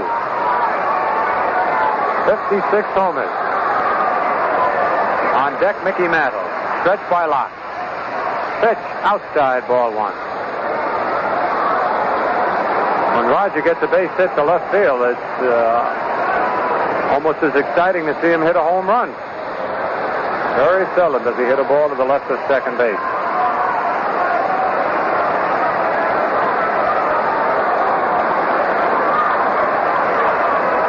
Here's a 1-0 pitch. Outside again, ball 2, 2-0.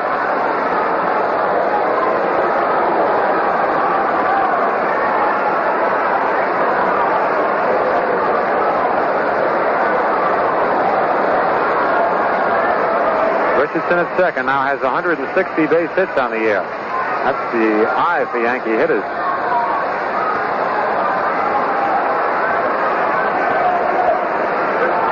Ready for the 2-0 pitch. Fastball hit deep to right. And curving foul. Holy cow, he missed a home run by inches.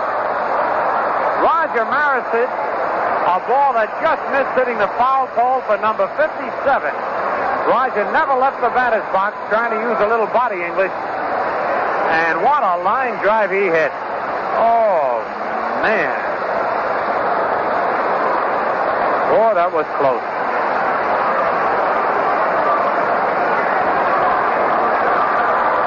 Two balls, 1 strike. The stretch. Curve is a check swing fly ball down the left field line. And going into the stands out of play. De La Hoz chased it way back. Couldn't catch up to it. Roger was trying to hold up on that swing. Johnny Temple runs in from second base to talk with Locke. The ball went out like a bullet. Didn't have too much chance to curve. It was just pulled a little bit too much.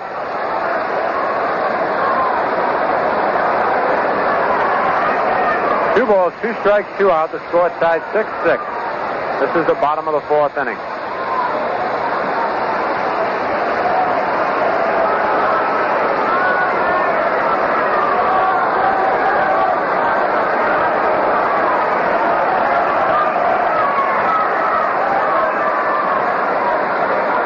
All right, ready for the 2-2 delivery. High and away, ball 3.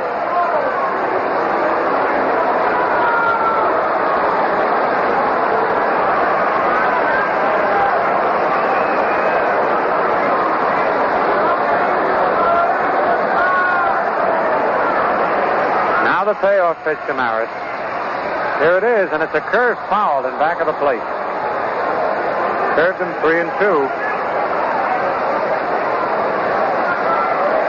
You can tell by the way they're pitching Maris and Metal that the pitchers are not trying to let these 2 hitters break the record. They hit a home run, they earn it.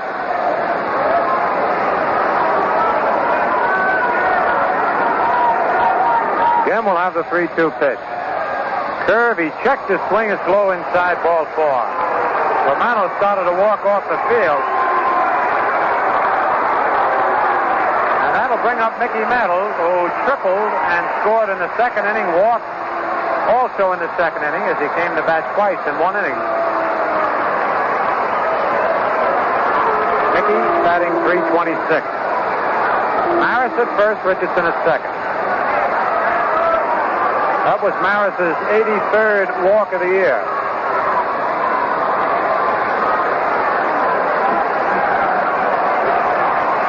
Pitch to Mantle, a curve over, strike call. Mantle has 117 base on balls.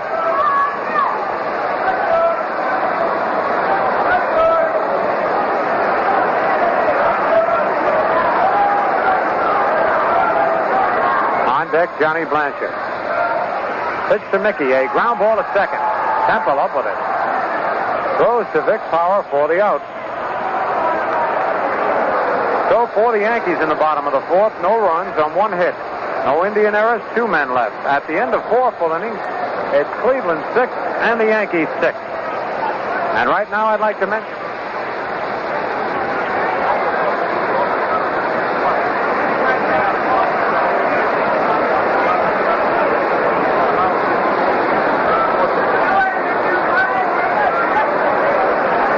again on the scoreboard, it's the Red Sox 7, Detroit 2 at the end of 4 1/2. Bruton and Yastrzemski have homered. Baltimore 3, Washington nothing at the end of 5. Brandt and Brooks Robinson have homered. Chicago at L.A. and Minnesota at Kansas City have not started. In the National League, it's the Phillies 1, the Cubs nothing at the end of 3 1/2. Callison homered. Pittsburgh 3, Milwaukee nothing at the end of 2 1/2. Cincinnati 1, Cardinals nothing at the end of 4 1/2, and Los Angeles at San Francisco not on the way.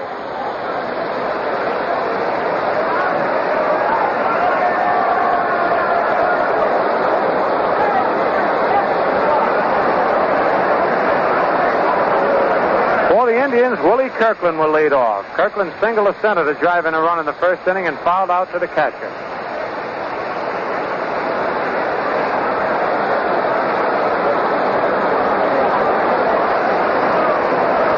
6-6 ball game.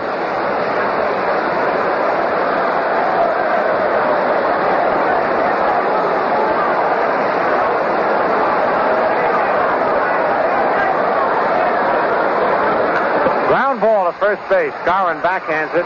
Flips underhand. A coach covering in time to get Kirkland. For a big fella, that Kirkland can go down the line.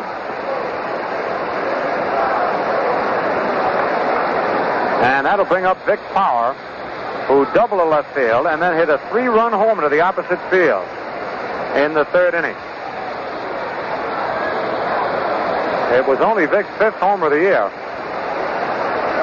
giving him a total of 61 RBIs now, batting .267.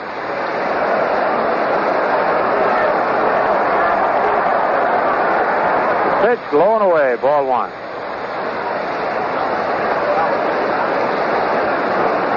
Well, today is Roger Maris's 27th birthday. Happy birthday, Roger. Pitch to Vic Power, foul, back of the plate. 1-1.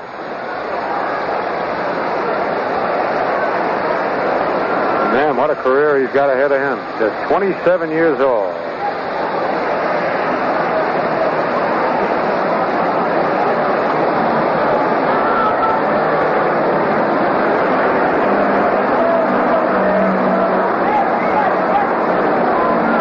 Curveball hit down the right field line, close to the pole, and foul deep in the right field corner. 1 ball, 2 strikes.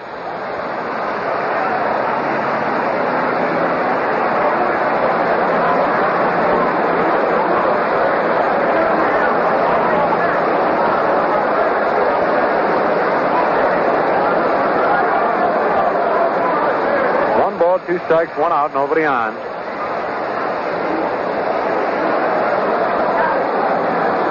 Fastball almost hit by it. Did hit him. He goes to first base. Vic Power now pointing to Jim Coates, trying to say that Coates threw at him intentionally. And Vic Power was just nicked with that ball on the hand. He's throwing the bat back, walking towards the mound and pointing his finger at Coates and saying something as he goes to first base.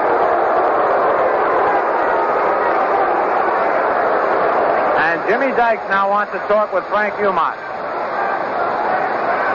And it was off Jim Coates that Vic Power hit the 3-run homer. And Coates low-bridged him. Dykes now talking to Umont.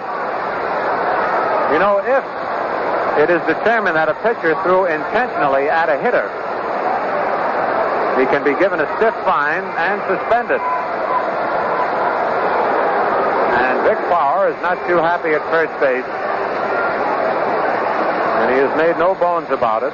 Here's Woody Held, who lined to center field, Mantle making a fine running catch, and then popped to third. 1 away. Score tied 6-6. Pitch to Held, high, ball 1.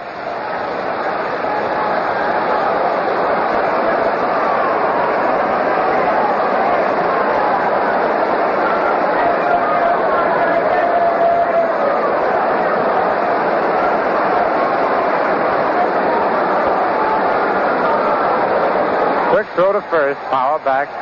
And Vic Power says throw to the plate.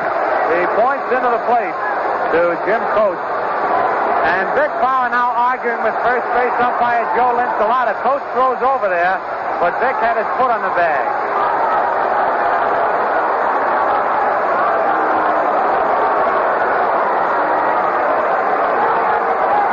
Well, we might have a little activity, little action in this ball game before it's over. Jimmy Pearsall now standing on the top steps of the Indian dugout. Looks like he's ready to charge out there.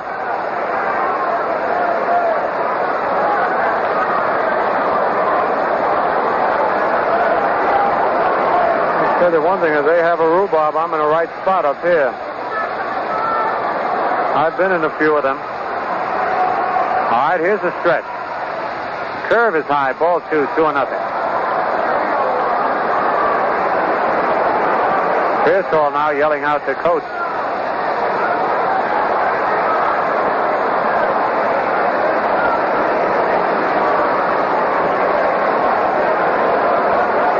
Somebody threw a rubber ball out on the field. Kobeck picked it up, throws it to Luke Appling. Looks like the folks are out here having a picnic. All right, ready for the 2-0 pitch. Inside, ball 3, 3-0. Mike Delahose on deck.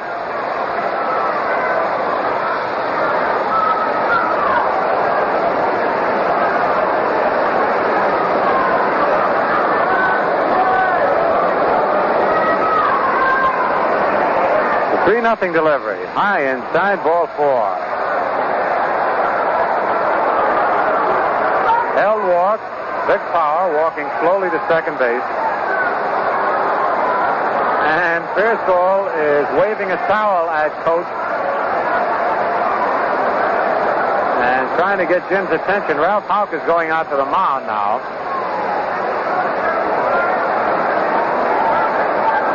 Houck talking with Jim Coates, Bobby Richardson, and Elston Howard there.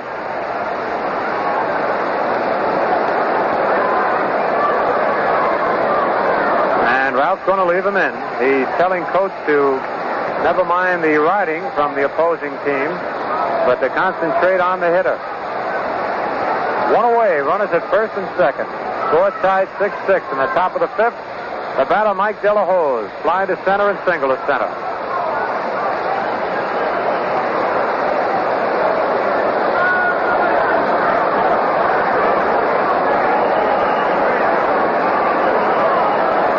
Power leads off second. Woody held off first. The stretch by Coates.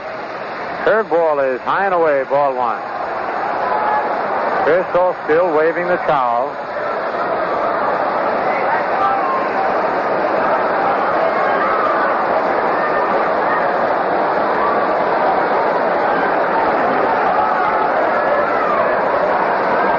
Throw to second base, and Power safe. And Power did not slide back into second, and Bobby Richardson argues very briefly with second base umpire Bob Stewart. Vic Power was almost picked off second. He did not slide back into the bag. And that would have made Coates very happy.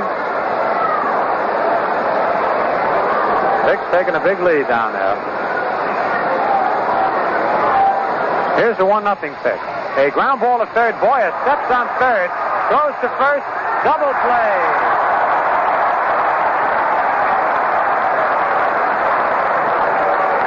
For the Indians, in the top of the fifth, no runs, no hits, no Yankee errors, one man left. At the end of 4 1/2, it's Cleveland 6 and the Yankees 6.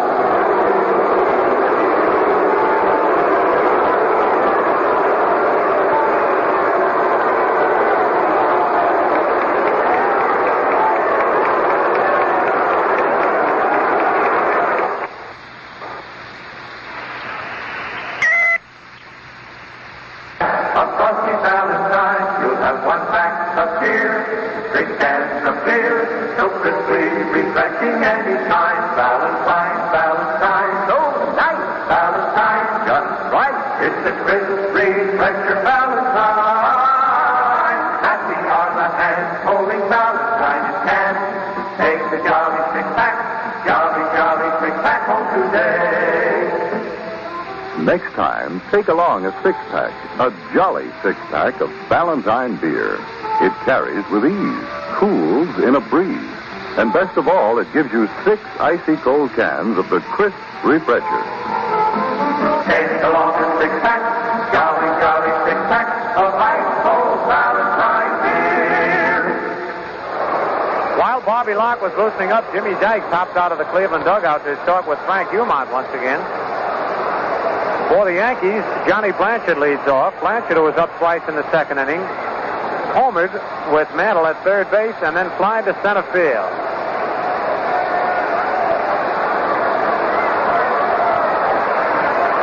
Johnny now batting .312 with 20 homers and 47 RBIs. The pitch to Blanchard is over, strike one called. On deck, Elston Howard.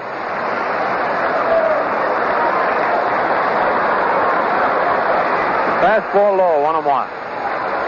The halftime score now up in New Haven. Baltimore Colts 35, New York Giants 13. It's Johnny Unitas having a great day again. Curve hit deep to right, way back there. And foul by inches, way up in the upper deck again. Oh, man, that Blanchard is really tagging that ball. He hit that one high and deep. That ball couldn't have been fouled by much. 1 ball, 2 strikes.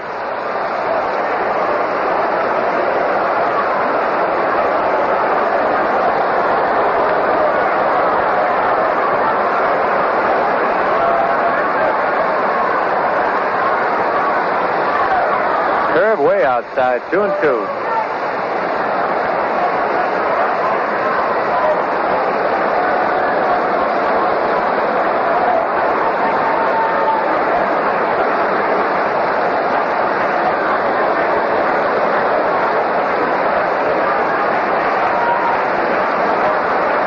2-2 pitch outside, ball 3. 3-2.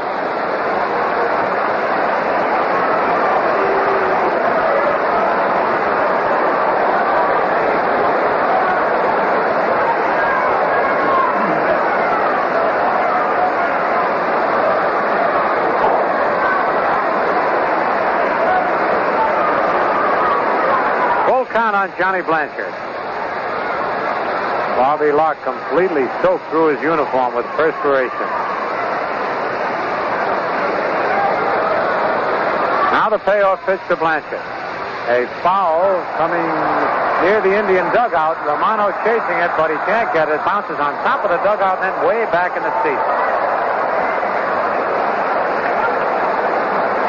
Count holds at 3-2.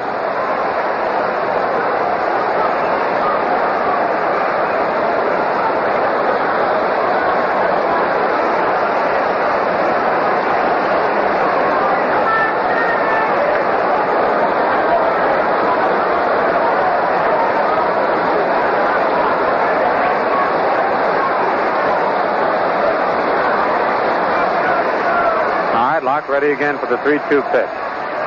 Swing and a miss, strike 3, and Johnny went after a bad pitch. He knew it. Tried to hold the bat back, but couldn't do it.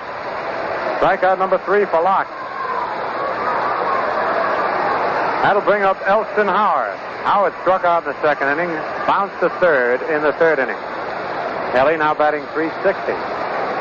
And Locke now wants a towel from the Indian dugout.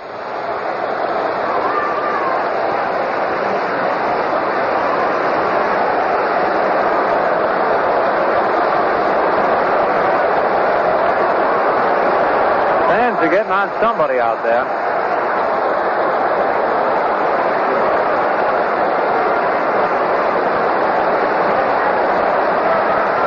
Waving handkerchiefs. 1 out now, nobody on. Howard takes the fastball low, ball 1.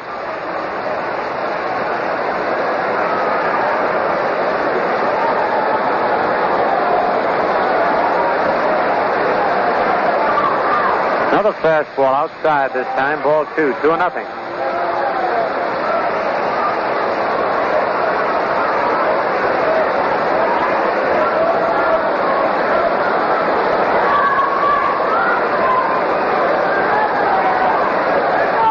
Cincinnati now leading the Cardinals 2-0 at the end of 5.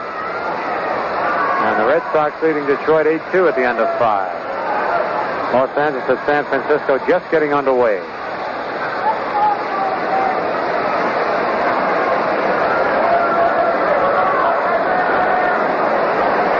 Here's a 2-0 pitch. It's a swing and a miss, strike 1, 2-1.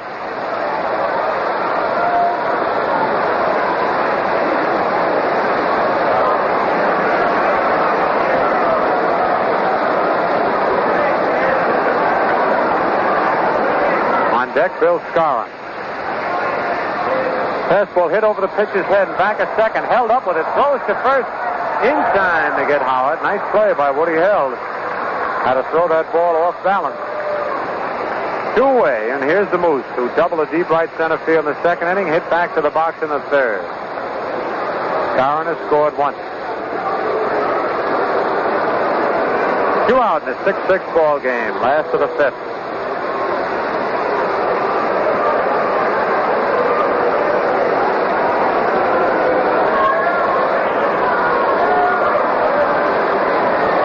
Pitch to the Moose. Curve that's low. Ball 1.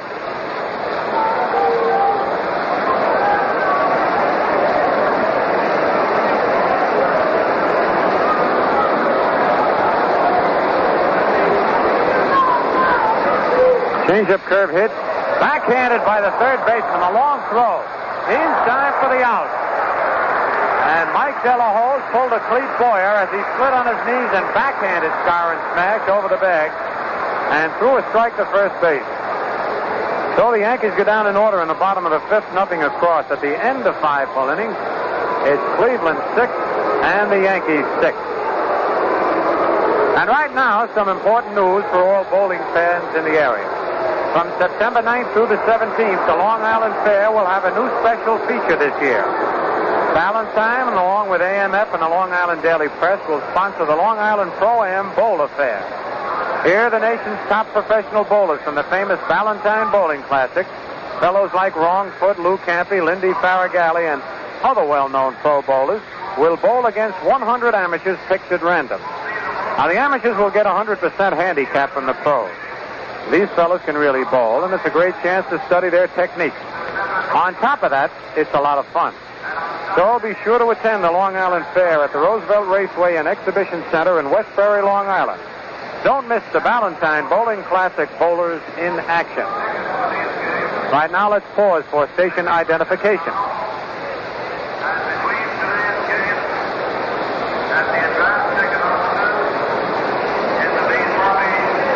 At 1460 on the radio dial, you're in tune with Quality Modern, WOKO in Albany, New York. Good sound broadcasting for 1961. WOKO time, 5 minutes before 4 p.m. Red Sox 8, Detroit 2 at the end of 5. Baltimore 3, Washington nothing at the end of 7. Chicago at L.A. hasn't started. Minnesota, Kansas City a doubleheader, nothing at the end of 1. The National League, Phillies 1, Cubs 1 at the end of 4.5. Pittsburgh 3, Milwaukee 1 at the end of 4. Cincinnati 2, the Cardinals nothing at the end of 5. L.A. and San Francisco just getting underway. Bobby Locke swings and misses a curveball, strike 1.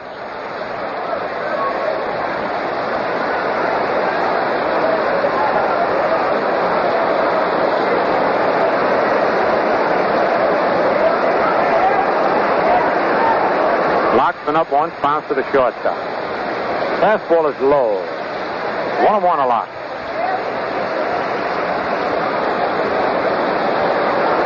On deck, Johnny Temple.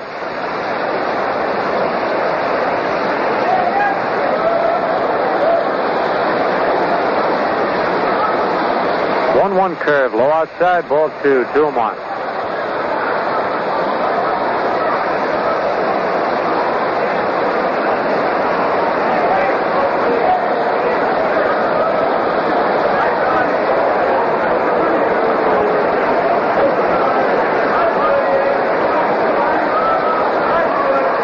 Here's the 2-1 delivery, Ace.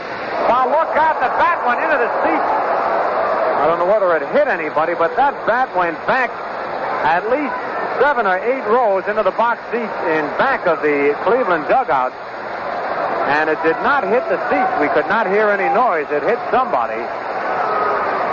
And I just hope it didn't hit them hard. It's very slippery up there at the plate today, and the bat slipped out of Locke's hand. The policemen are there. It doesn't look like anyone was hurt. But I tell you, I've seen some bats thrown, but that one's a record. That bat went about the distance of home plate to second base. And they get the bat back.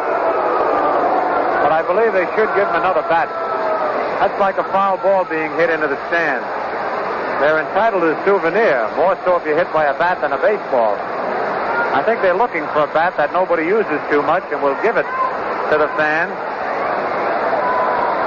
And that's what they're going to do. And they get a brand new bat, and they get applause, too. And a little youngster there. He may be bruised a little, but he's very happy. Nothing serious. Boy, everything's happening here today. 2-2 count on Bobby Locke. Curve fouled off the screen. And that ball stuck underneath the screen. So we're not surprised at anything that happens from here on in.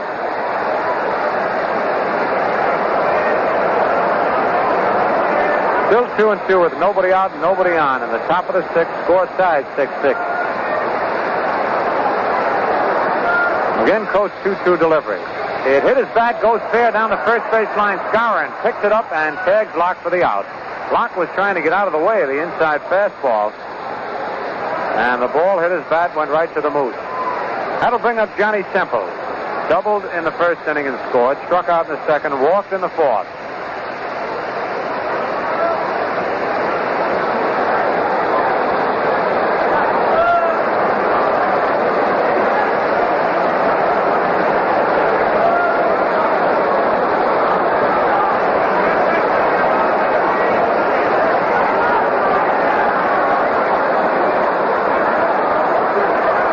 giving the youngster who was hit with the bat a hand, and he's waving the bat up in the air. All right, here's the pitch to Semple. A foul back out of play in the upper deck. Strike one.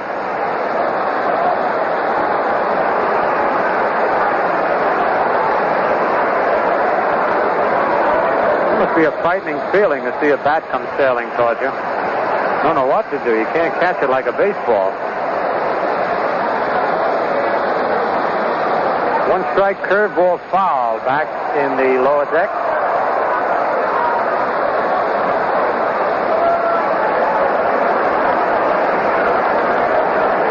Nothing in two.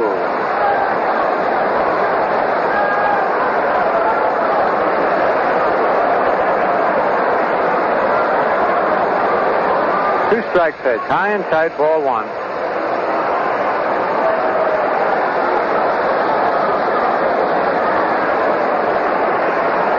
On deck, Jimmy Pearsall. And if Coach should throw a little close to Pearsall, we'll see some fireworks. But he and Coates have tangled before. The 1-ball, 2-strike curve is hit to right field. Roger Maris moves back a few steps under it and takes it. That's 2 away. And it'll bring up Pearsall, bounce to short, doubled and scored, and then hit into a double play.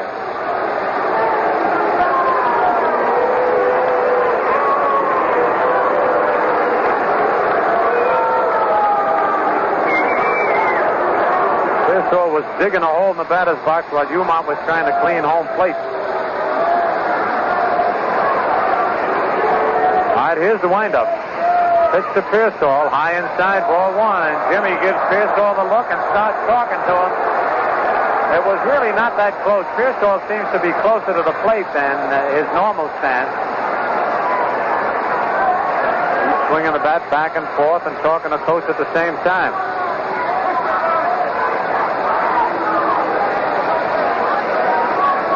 The 1-0 pitch, curve over, strike one, 1-1. On deck, Tito Francona.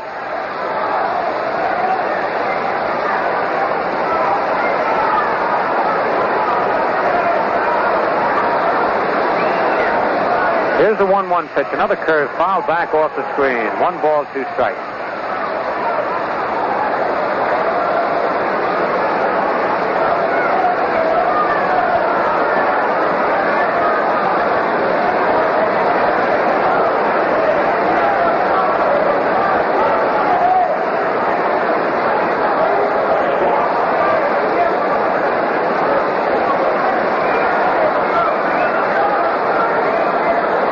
Here's the windup. Curve in the dirt, 2-2. 2 out, nobody on.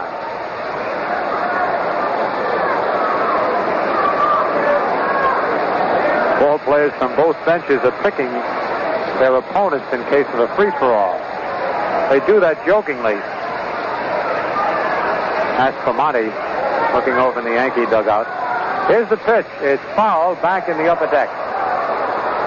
Count holds at 2-2.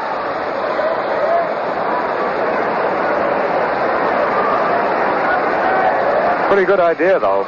If you think there's going to be a rhubarb, pick out somebody you know is kind of friendly.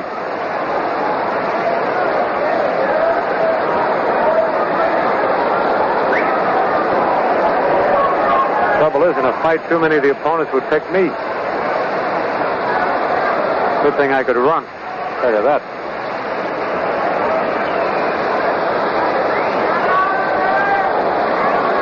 All right, still 2-2 on Pearsall.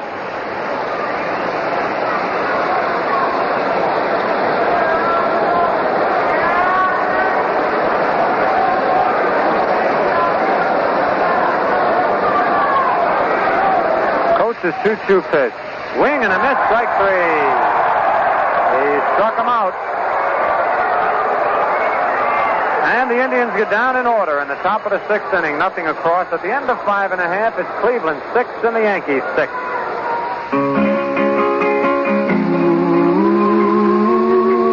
To be crisp, a beer must be icily light.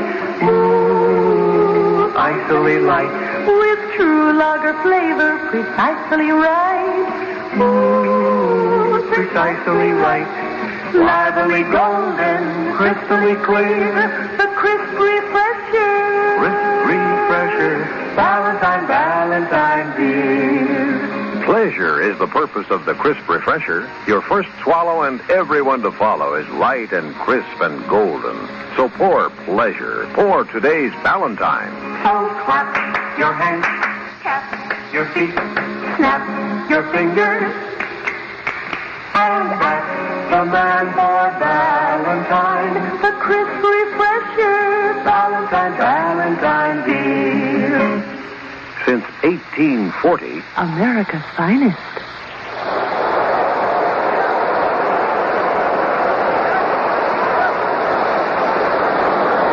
For the Yankees, Clete Boyer will lead off, to be followed by Jim Coates. Maybe followed by a little fireworks. Boyer popped to first base and struck out.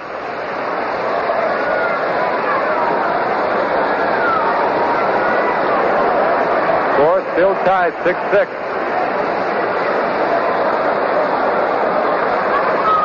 Lock into the windup. Pitch to Boyer. A foul. Just to our left out of play.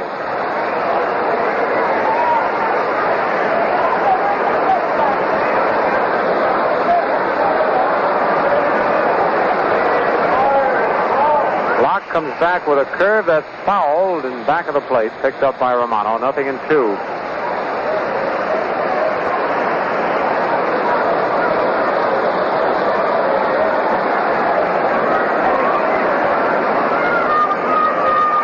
Still talking with first base umpire Joe Linsalata. 2-strike pitch just outside on the fastball, ball one.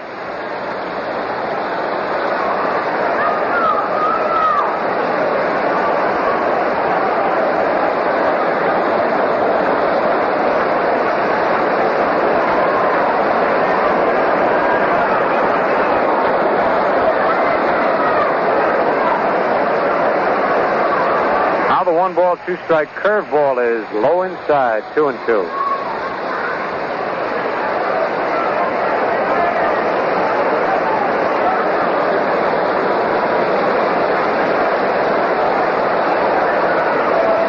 Two pitch is foul on the upper deck, down the left field line, kicks down the lower deck. 2-2 on Boyer.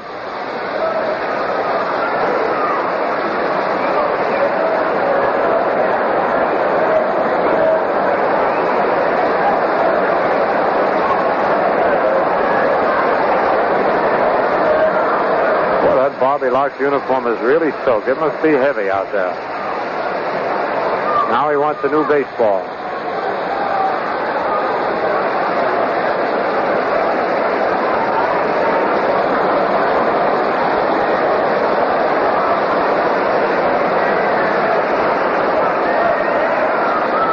Two pitch foul back in the upper deck, out of play.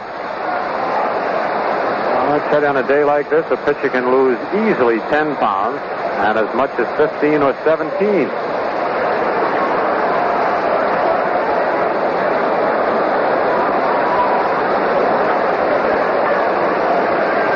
Pitch is a fly ball to short left field. Francona coming in, held back, Held going back. He's got it. A nice running play by Woody Held with his back to the plate and over the shoulder grab. Francona could not have caught up to the ball. Fine play by Woody Held. And here's Jim Coates.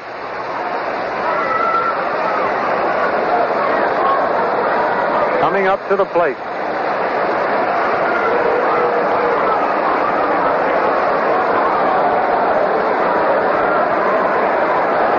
Coates was called out on strikes in the fourth inning.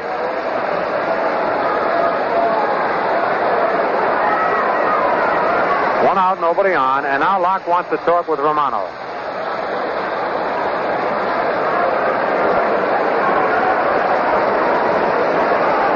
Coates talks with Frank Umont while they're huddling out on the mound.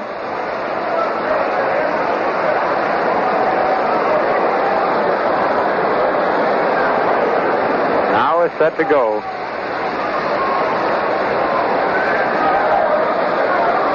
Here's the windup. Fastball right down the middle, strike called. Coach leaned away from the pitch, kind of expecting an inside pitch. But he didn't get it.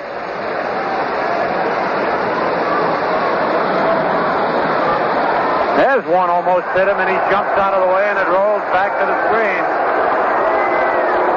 1-1.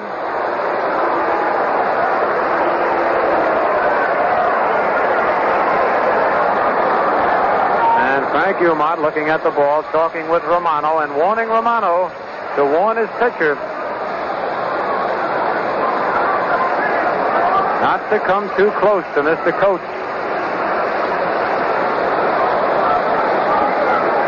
Block and throw hard. Bobby takes out a handkerchief, mops his hands and his brow. Of course, the pitcher can always claim that the ball slipped out of his fingers on a hot day like this. All right, here's the 1-1 pitch.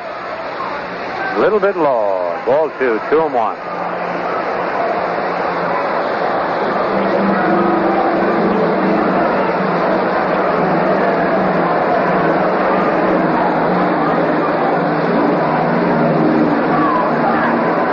Pitch right down the middle, strike 2, and they're merely making a bucket hitter out of Coates this time at bat. He's stepping right towards third base on every pitch. Can't say as I blame him.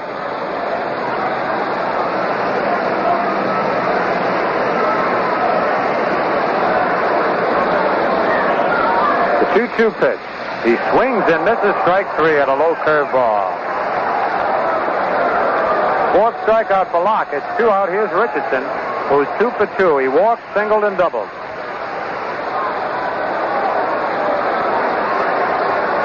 Bobby now batting .273.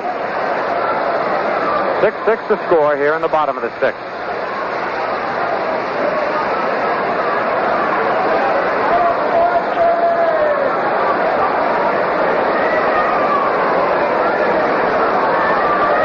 Pitch to Richardson, a foul at the plate. Bounced on the ground, bounced up and hit Richardson.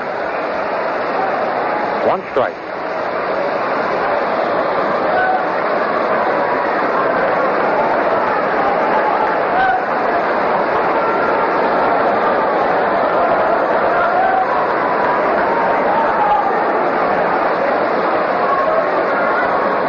Curve is popped into short left field. Francona makes the catch, and he almost lost that ball. You could see the sun glistening on his glasses as he went after it. He flinched a little at the end, but he caught it. So the Yankees go down in order in the bottom of the 6th.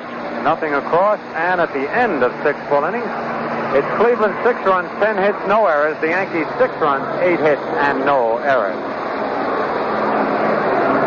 As we take a look at the scoreboard, in the American League, at the end of 6 innings, it's Boston 8 and Detroit 3. Coplitz against Conley. Bruton homered for Detroit. Yastrzemski with 1 on for the Red Sox. Baltimore 3, Washington nothing at the end of 7 1/2. Clipstein replaced McLean. Estrada for Baltimore. Brandt and Brooks Robinson homered for Baltimore. Chicago at L.A. hasn't started. Minnesota at Kansas City in the first of 2. The A's won. The Twins nothing at the end of 2. Kralik against Sass. In the National League, Phillies won. Cubs won at the end of 4 1/2. Ferretti against Cardwell. Callison homered. Pittsburgh 3, Milwaukee 1 at the end of 5. Sturdivant against Spahn. Spahn going for number 307. Cincinnati 5 and the Cardinals 2 at the end of 6. Sadecki against Turkey. Post homer in the 6th with 2 on. After the Cardinals had tied the score in the top of the 6th with 2 runs, Post came back with a 3-run homer. Los Angeles at San Francisco. Williams against Lowe.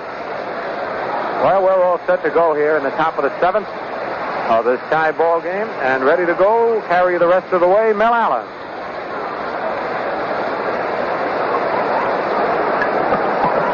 Hello there, everybody.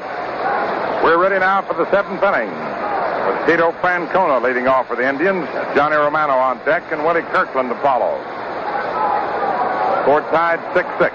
Jim Coates delivers. The pitch is in there for a called strike. Took a little off his fastball. Francona flied to right, single to right, and double to left.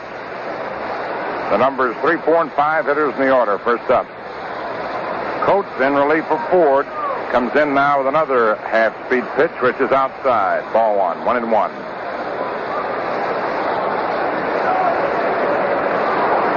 1 ball, 1 strike. Jim into the windup. Around comes the right arm. The pitch, fastball swung on, lifted up into the air. Stumbled in the Tiger series, but still made a spectacular catch. Scratched his arm. Place where Bob Serb hurt himself earlier in the year. It's a little dip out there, and you're running across a certain level of ground. That foot just doesn't get right. Johnny Romano swings at the first pitch, bounces it to short. Kubek up with it, throws on to first in time. 2 away. Now Willie Kirkland comes up. Single to center, foul to the catcher, and grounded to first. Vic Power coming out on deck. Indians 6, the Yankees 6. It's the 7th inning.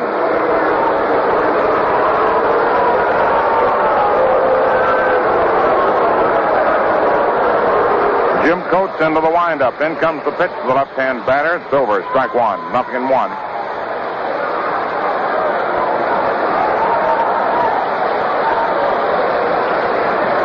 Can't make a mistake with Willie. And the pitch. Over the outside corner. Strike 2.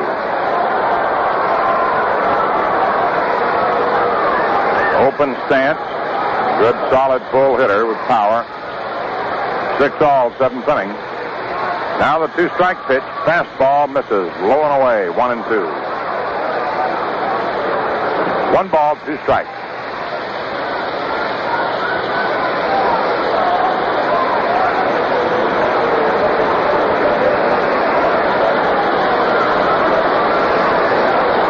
Jim into the windup, and the pitch is in there. Caught, strike 3. Caught him looking. Sides retired. No runs, no hits, no errors, no one left on. And at the end of 6.5 innings, Indians 6, Yankees 6. On a warm summer day, there are few things more pleasant than a cold, golden glass of beer, especially when that beer is Valentine. Every sip you take is pure pleasure. You see, pleasure is the purpose of the crisp refresher. And that's why over 5 million glasses of Valentine beer are enjoyed every day. Discover the crisp refresher yourself. Your very first swallow, and each one to follow, proves that a beer can be light and still give you all the lager beer flavor you want. This sunny, mellow flavor is what makes Valentine beer the crisp refresher. So, friends, if you drink beer for taste and refreshment and pleasure, then Valentine's the beer for you. Try it. See for yourself why Valentine is the most popular beer from Maine to Florida. Pour pleasure. Pour the crisp refresher. Real soon. In the last half of the 7th inning, Tony Kubek will be leading off. Roger Maris on deck and Mickey Mantle to follow.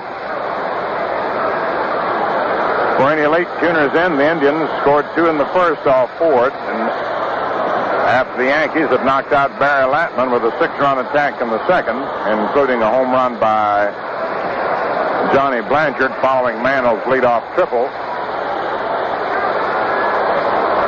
The Indians knocked out Ford in the third, and Vic Power hit a 3-run homer off Coates to tie the score.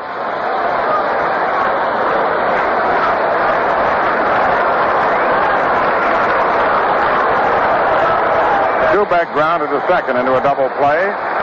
Double to right and fly to left.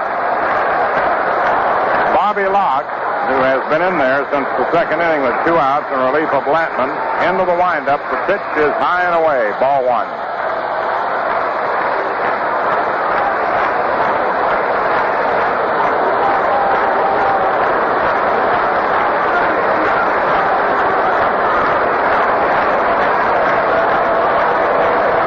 Right-hander to the windup, and the next pitch swung on. It's a high fly ball into left center. Jimmy Pearsall gets under it and has it. 1 away. Now Roger Maris. Slide to right, single to left, and walk.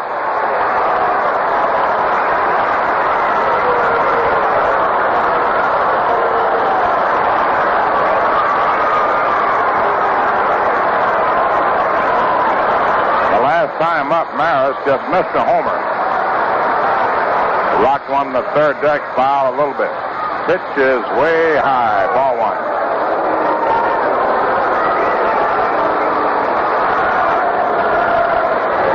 One ball, no strikes.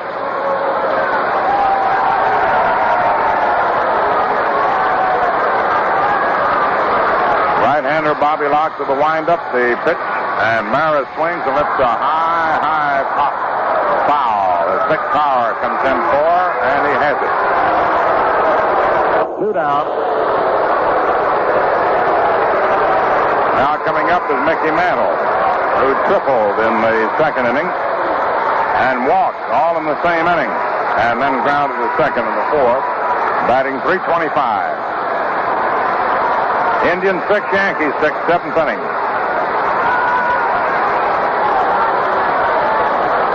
Mantle wants Frank Humont flick the ball over.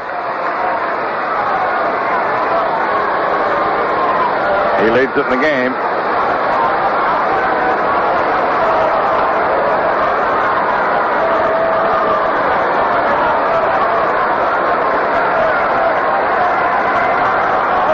Locked to the windup, and the pitch is high and away. Ball one. 1 ball, no strike.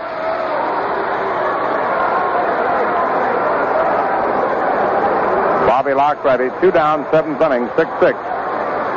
Into the windup, and the pitch is high outside. Ball 2, 2-0.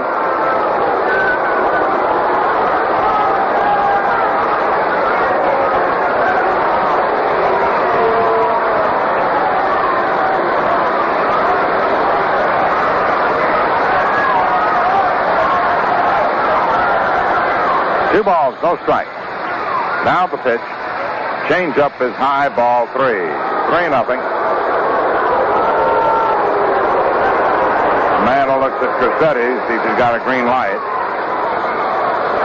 Guarantee you're not going to get one down the middle anyway.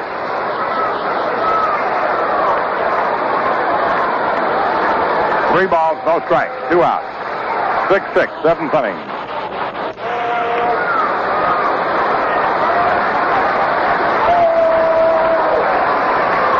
Locked ready into the windup, and the 3-0 pitch is high for ball 4. Second time Mantle has walked.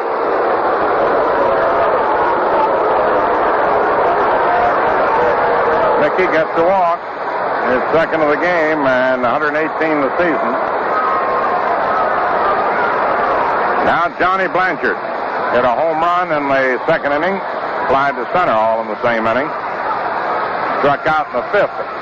After he, too, almost had a second home run. Barely fouled in the upper deck. 6-6, 7th inning.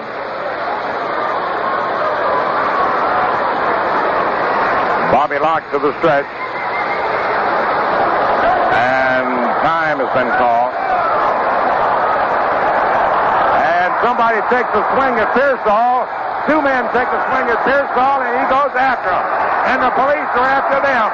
And the Indian Ball Club is after him.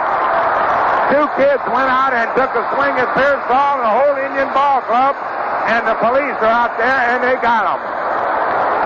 Jimmy started to pound them, and they got him. 2 ran out onto the field and suddenly started swinging. Jimmy dropped one after the other, and the Indian Ball Club got out there in a hurry, and a dozen or more police got right out there. And Mickey Mantle is one that's out there. Mickey went out too. And now the cops have both of the offenders and hustle them out of the ballpark. And Mantle was out there along with Cressetti.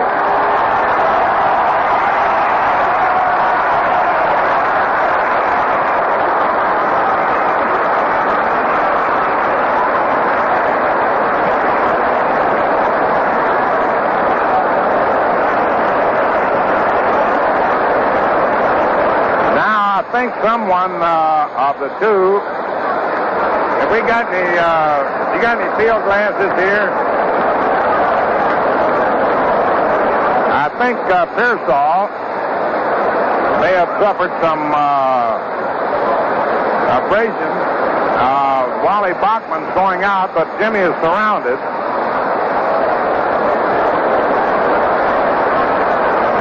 What an offensive thing. And Jimmy gets a hand. God bless him.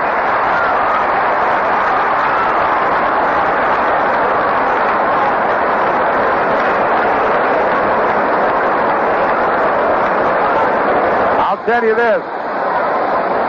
I'd hate to be those two fellas. There must have been 3/4 the Indian Ball Club finally got there on top of them, and Mantle and Crissetti got out there. They'll fight one another on the field of play, but don't let anybody like that come out, because then they gang up on them. And Jimmy is staying in.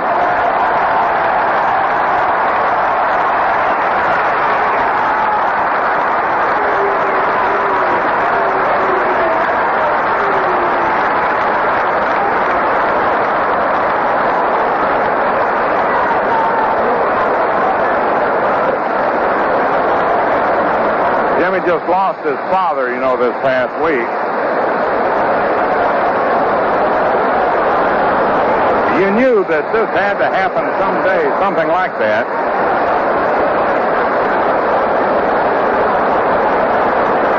And I don't mean just to Jimmy, but to anybody with people running on the field. And as stiff as is the fines and the jail term, it will probably be made even stiffer.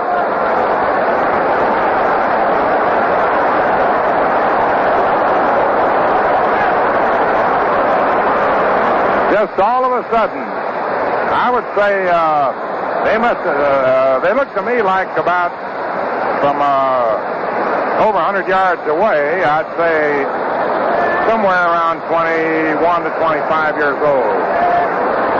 And Jimmy took them both on, but he didn't have too long. The Indian bullpen emptied. They came out of the dugout. And Mantle, who's on first base, raced out. And Crissetti came over from third base.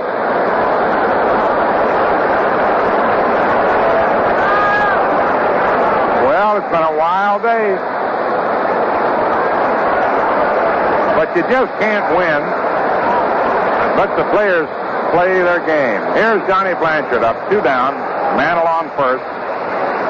And the pitch. Swung on, foul back upstairs. Strike 1. 0-1.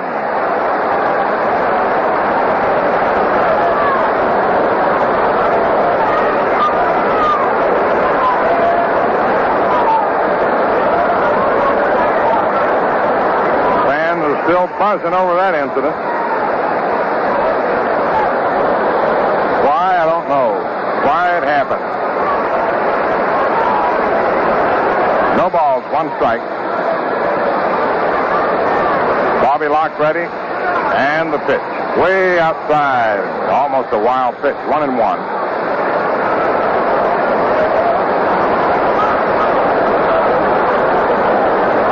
A 1-1 count on Blanchard.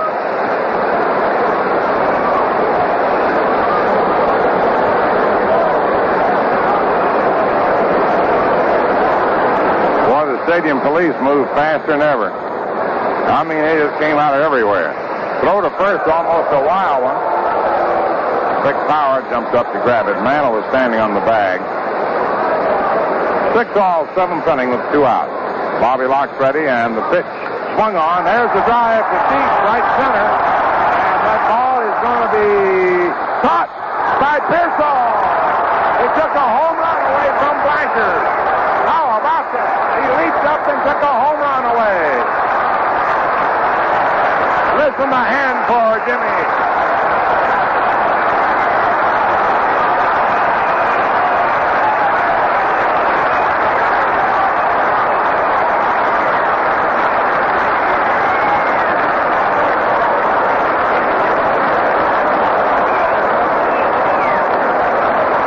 Jimmy Pearsall went all the way over in front of the Yankee bullpen, leaped high into the air, and took a home run away from Johnny Blanchard. And the side is retired. No runs, no hits, no errors, and 1 left on at the end of 7 innings. Cleveland, 6 runs, 10 hits, no errors. The Yankees, 6 runs, 8 hits, and no errors. Wow. Jimmy really climaxed the inning after 2 people had assaulted him. He just committed highway robbery, which is legal on a ball field. We pause for station identification.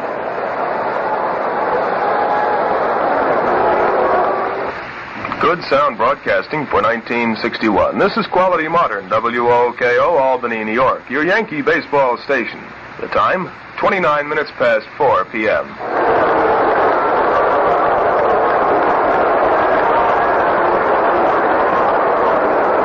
The Boston Red Sox lead the Detroit Tigers 8-4 at the end of 6.5 innings.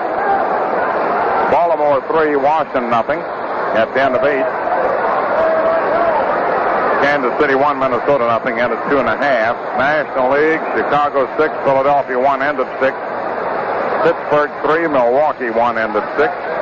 Cincinnati 5, St. Louis 2 at the end of 6.5. Los Angeles nothing, San Francisco batting in the first inning.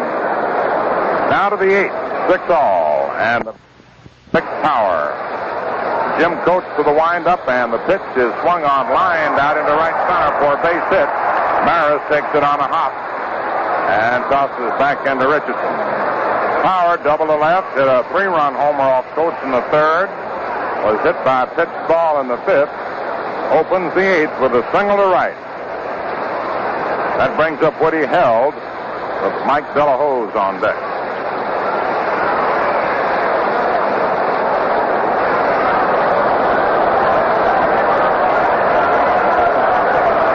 Jim Coates in relief of Whitey Ford. Checks the runner.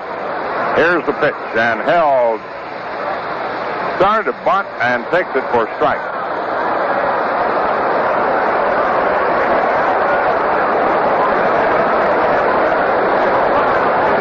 No balls, 1 strike.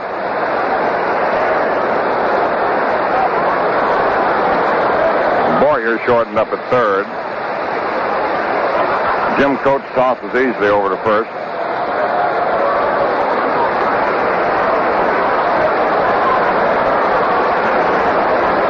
Time has been called. Asked for by Held. Now he's back in. Coates again with a stretch.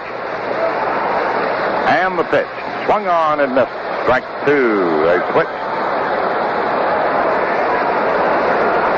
No balls, 2 strikes.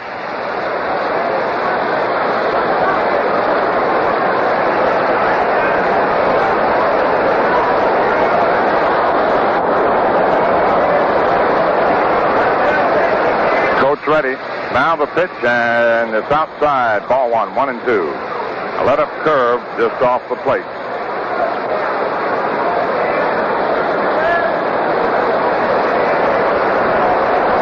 One ball, 2 strikes. Power leading away and throw over. And it's outside. Ball 1, 1 and 2. A let-up curve just off the plate.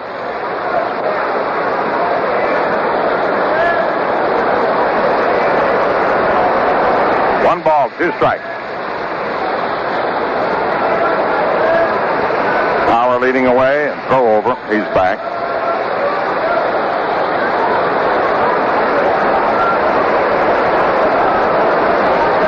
Jim Coates into the stretch. Here's the pitch. Swung on. That's a high pop-up out back of second. Richardson backs up. Still goes back under it and has it. 1 down. And the batter's Mike Delahose. Line to center, single to center, and grounded to 3rd into a double play.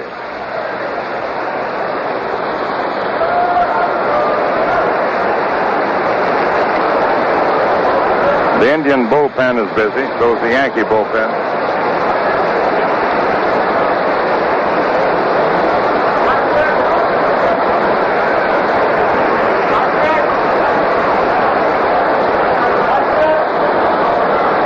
Throw over to first and Powers back.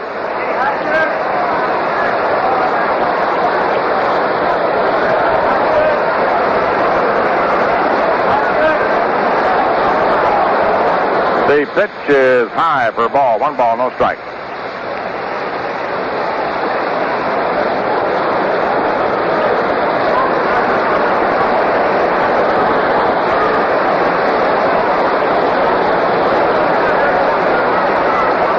Now the delivery inside. Ball 2. 2 balls, no strike.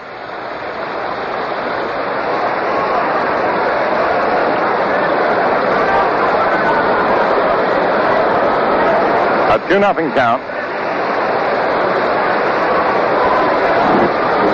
Bobby Locke, the next scheduled batter. Whether he bats or not may depend on what De La Hoz does. Here's the pitch.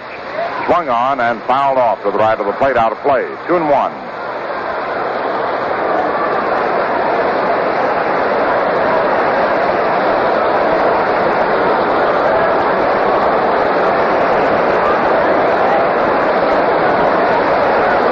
Two balls, 1 strike.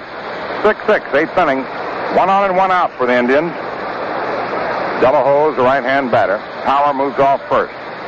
Here's the pitch. Swung on. There's a looping pop that will be taken by Maris in short right. Power retreats to first. De La Hoz lifts a pop-up in the very short right. And now we look toward the Indian bench, and Bobby Locke is coming out. He has done a fine job in relief of Lattman.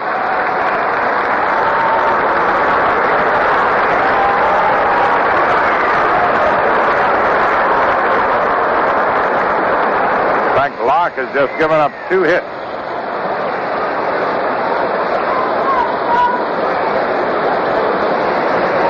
Came on in the second inning with 2 outs, gave up 1 hit then, and gave up 1 hit in the 4th, and that's all. Grounded to short and first. The delivery swung on and missed. Strike 1.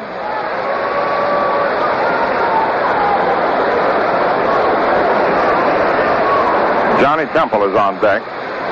A 6-6 ball game as we play in the first of the 8th. Picked Power on first base. Stretched by Jim Coates. And the pitch. Swung on, bounced over the head of the pitcher, out over second, into center for a base hit. And that's only Locke's 4th base hit of the season. It had 3 hits this season, and he bounces one through the middle. And that may be a key base hit with Johnny Temple coming up.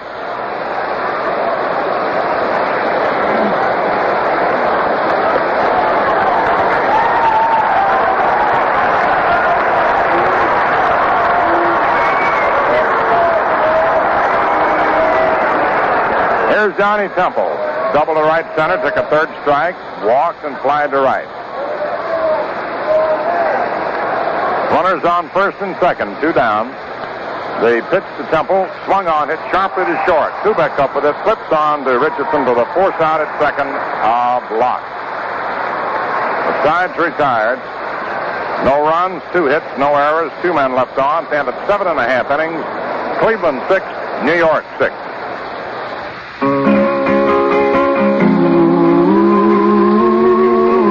Be crisp, a beer must be icily light.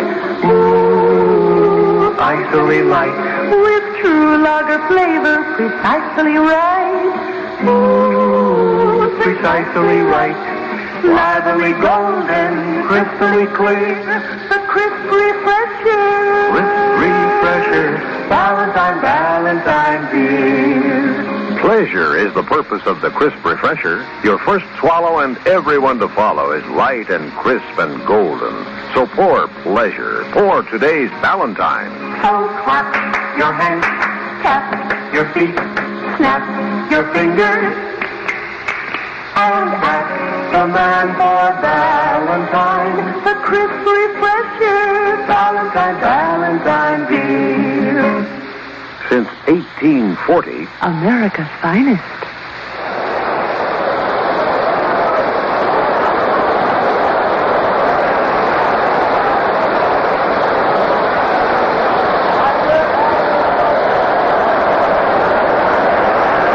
It's the last half, the 8th inning. Elston Howard first up for New York. Bill Skowron on deck and Clete Boyer to follow.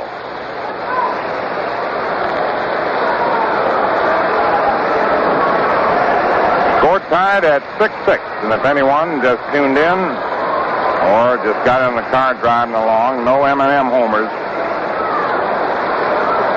Big Power hit a 3-run homer.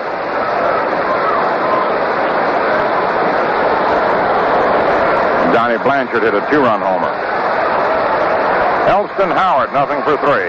Bobby Locke's delivery, low outside, ball 1. Howard struck out, grounded to third and short, hitting .359.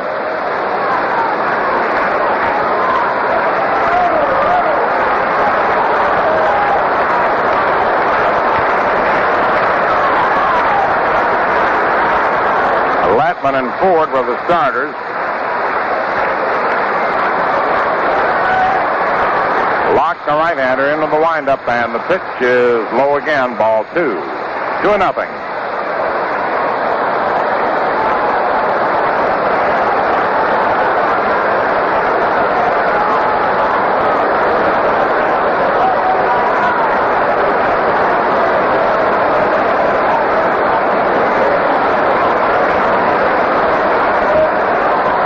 Now the 2-0 pitch.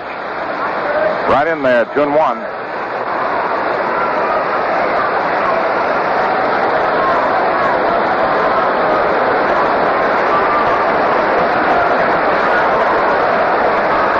Next delivery, swung on. There's a fly ball down the right field line going foul, out of play.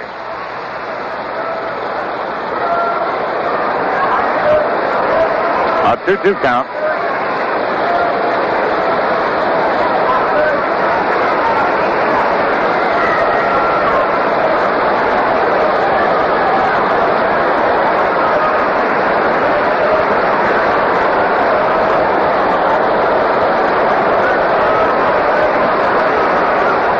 The 2-2 pitch.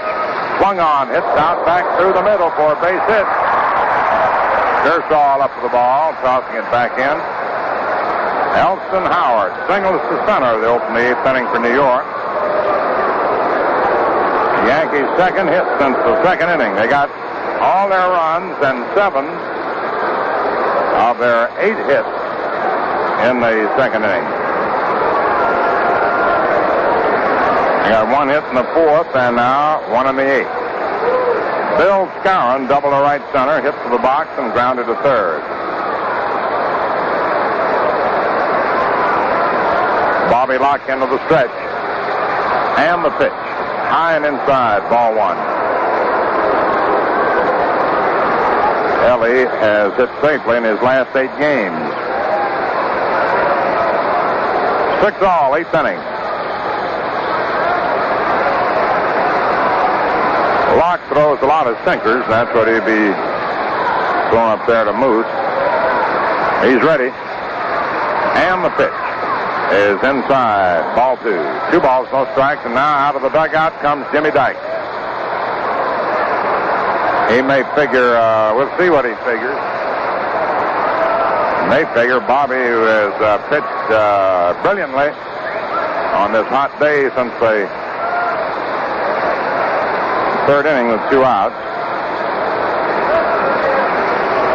Or rather, the second inning with 2 outs. May be tiring, but we'll see. He just signaled his bullpen a little bit ago to see if whoever was warming up out there was ready. Got a signal back, so he's going to call someone in. Bobby Locke turned in a great job in relief.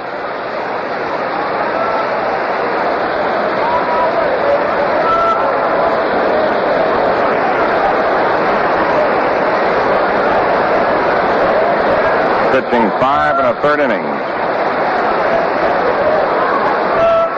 Nobody out in the 8th. They allowed 3 hits.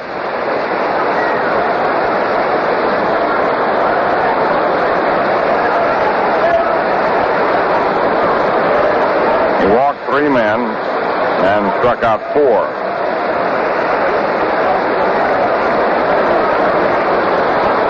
And And I believe that's Frank Funk coming in.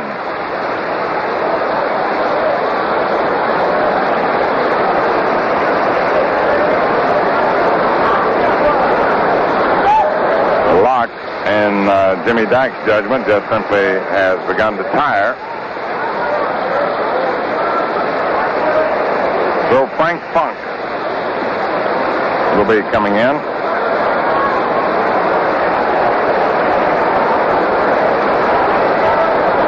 And with a 2-0 count on Skowron,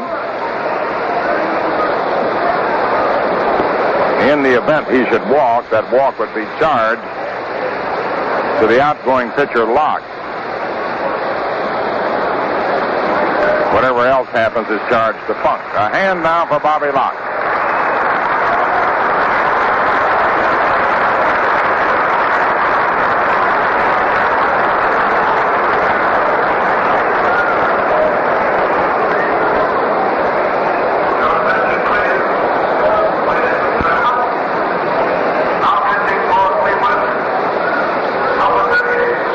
Frank Funk will be making his 54th appearance and his third in this series. Has a record of 11-10.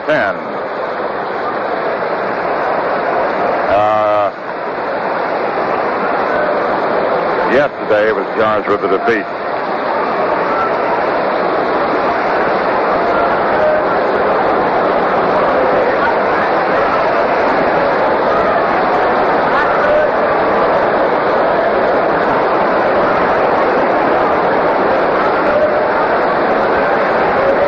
The Yankees will next be home the last week of the season with the Orioles and the Red Sox.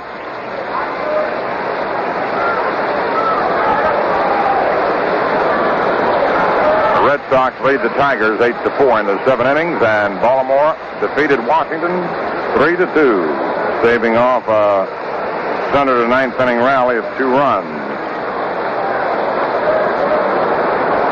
All right, we're ready to continue.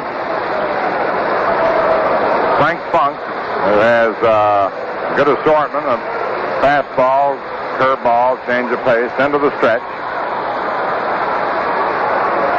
And the pitch. Swung on a high foul beyond first, and the ball is going to be out of play. 2-1.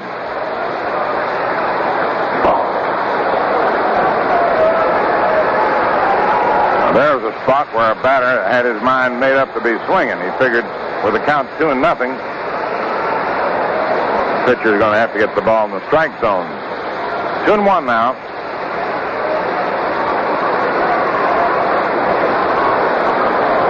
The right-hander into the stretch. Howard moves off first. Here's the pitch. Swung on and missed. Strike 2. Counted him with a fastball.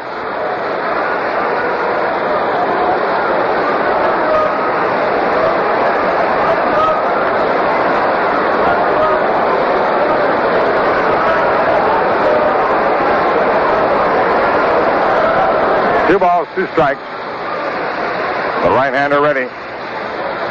And the pitch. Swung on. A little roller hit toward third. Delahoe's up with it. Plays it to first base in time. Howard advancing to second. A slow roller to third. And Berra had started out of the dugout to hit for Boyer.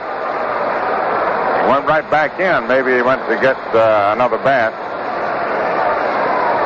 It's going to be Hector Lopez.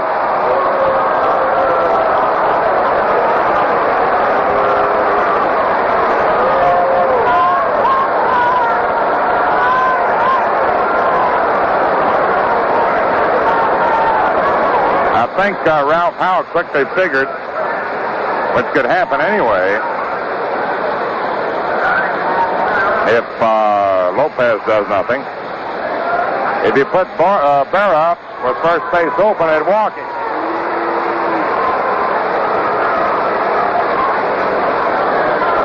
So rather than just lose a man, sending up Hector Lopez to hit for Boyer.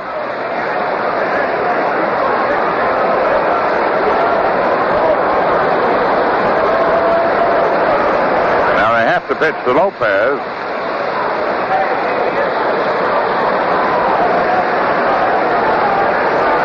The Yankee bullpen is busy, and if Lopez doesn't do anything, they may send Yogi up to hit for Coates anyway.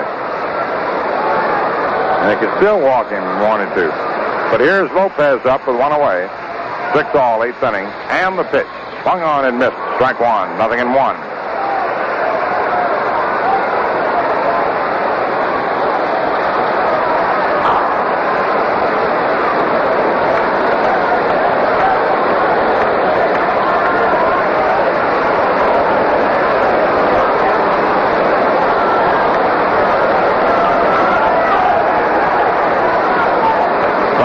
All set.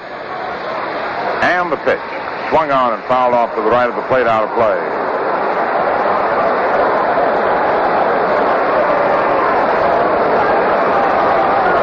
No balls, 2 strikes.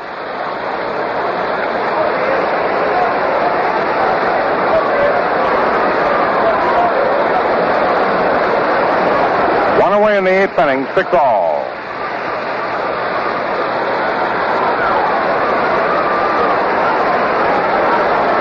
On second, 1 out. The right-hander to the stretch, and we're ready for the 2-strike pitch. Here it is. Swung on and missed. Strike 3.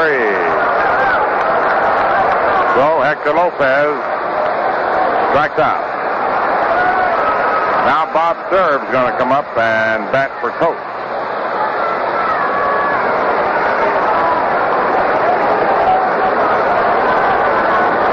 Bob Serve. Hitting .222.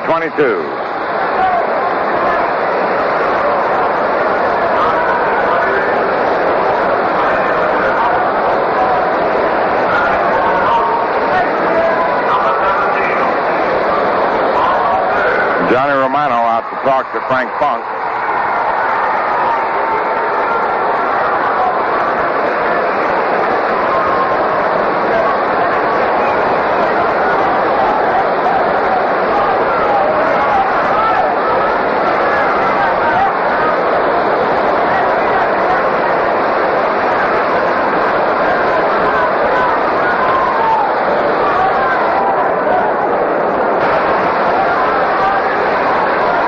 The pitch to serve is inside, ball 1. Bobby Richardson on deck.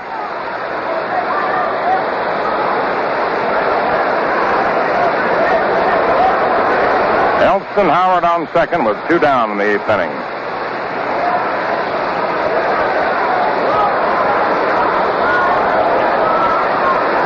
The Cleveland right-hander set, checking the runner. And the pitch. Sailing high inside for ball 2.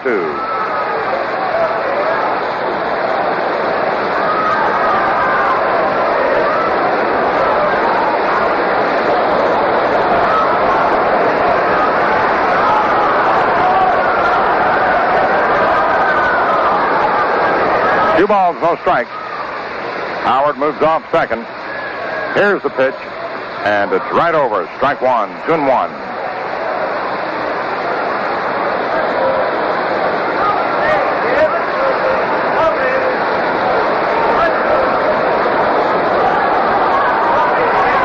Ready for the 2-1 pitch to Big Bob. Here it is. Swung on, line to left field for a base hit. Here comes Howard around third and comes on in to score. On a single to left by Bob Serve.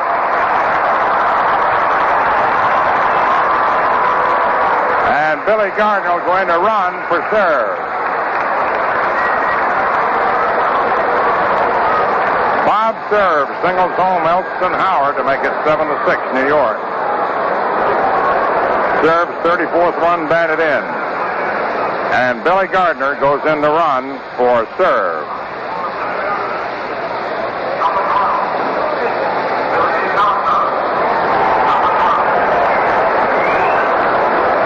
Bobby Richardson steps up, drew a walk, singled, doubled, and flied to left.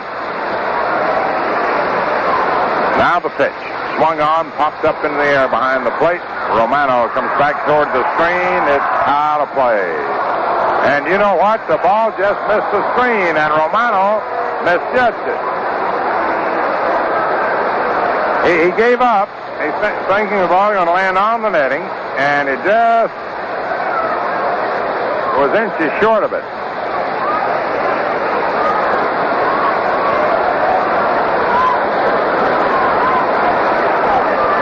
No balls, one strike.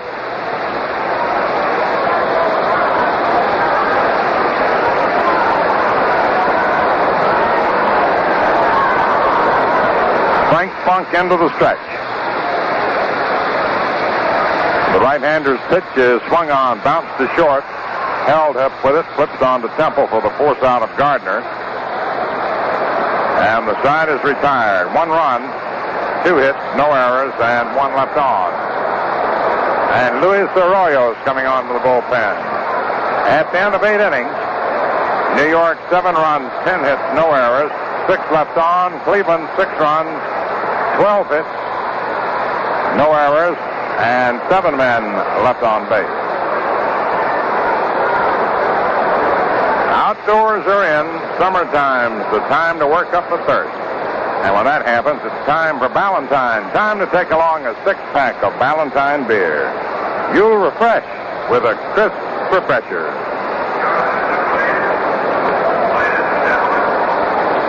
Arroyo coming on, and while he does, we look at the scoreboard. Tigers got another run in the 8th inning, and at the end of 7 1/2, it's Boston 8, Detroit 5. Cornelius for Conley in the 8th. Mossy started for Detroit, Coplett and Staley in relief. Homers, Bruton, and Yastrzemski. Baltimore beat Washington 3-2. Estrada beat McLean. Brandt and Brooks Robinson homering.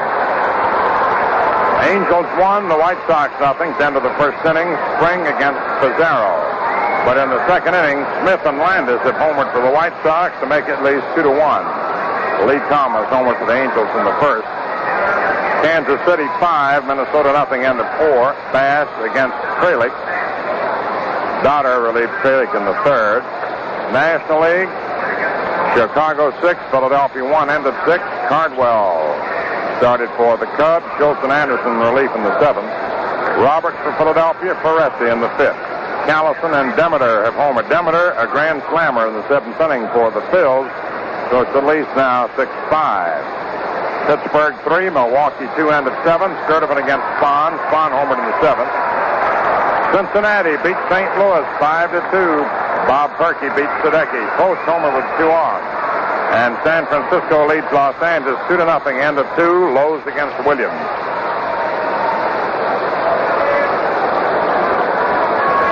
Now to the 9th inning. Jimmy Pearsall leads off. Luis Arroyo to the windup, and the pitch. Swung on, hit to short. Kubek's up with it. Throws on to Skowron, 1 away. Jimmy had 1 for 4, a double, and he took a 2-run home run away from Blanchard. Here's Tito Francona, who's had 2 for 4. Arroyo making his 58th appearance, a record of 14-3. Billy Gardner, of course, has taken over at third base for Boyer.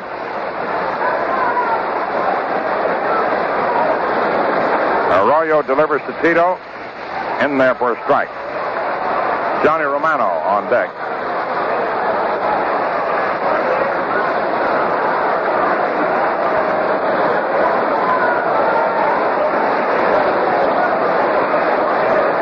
Now the delivery. Curveball outside. Ball 1, 1-1. Jim Coates, whom Arroyo relieves, came on the third, nobody out. Pitched 6 innings, allowed 5 hits. Was charged with 1 run, but 1 hit he gave up was a 3-run homer. 2 of the men put on by Ford. Next delivery. Outside. Ball 2, 2-1.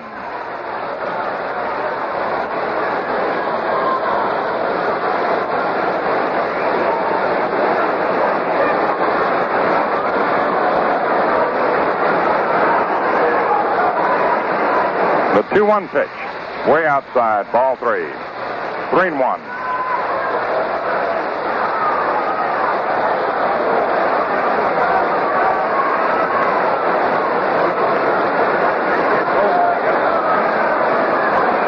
Now the delivery. Swung on and fouled back. Strike 2. Full count.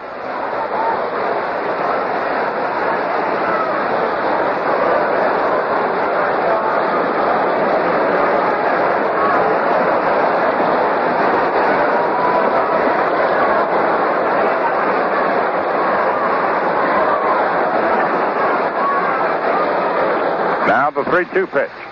Swung on and fouled back out of play.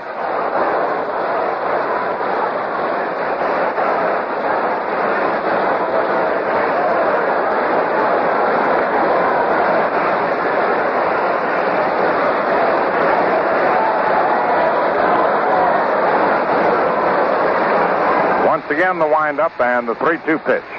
Swung on, fouled off, again out of play. Back of third in the upper deck.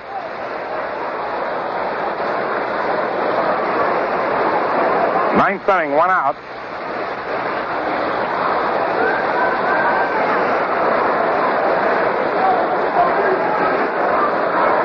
Gardner guarding that third baseline. Kubek way over near second.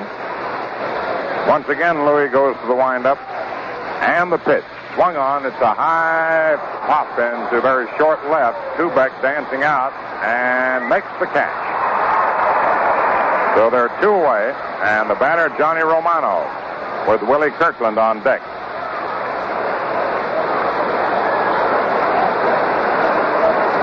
Romano single to left, single to center, struck out, grounded to short. Driven in 2 runs.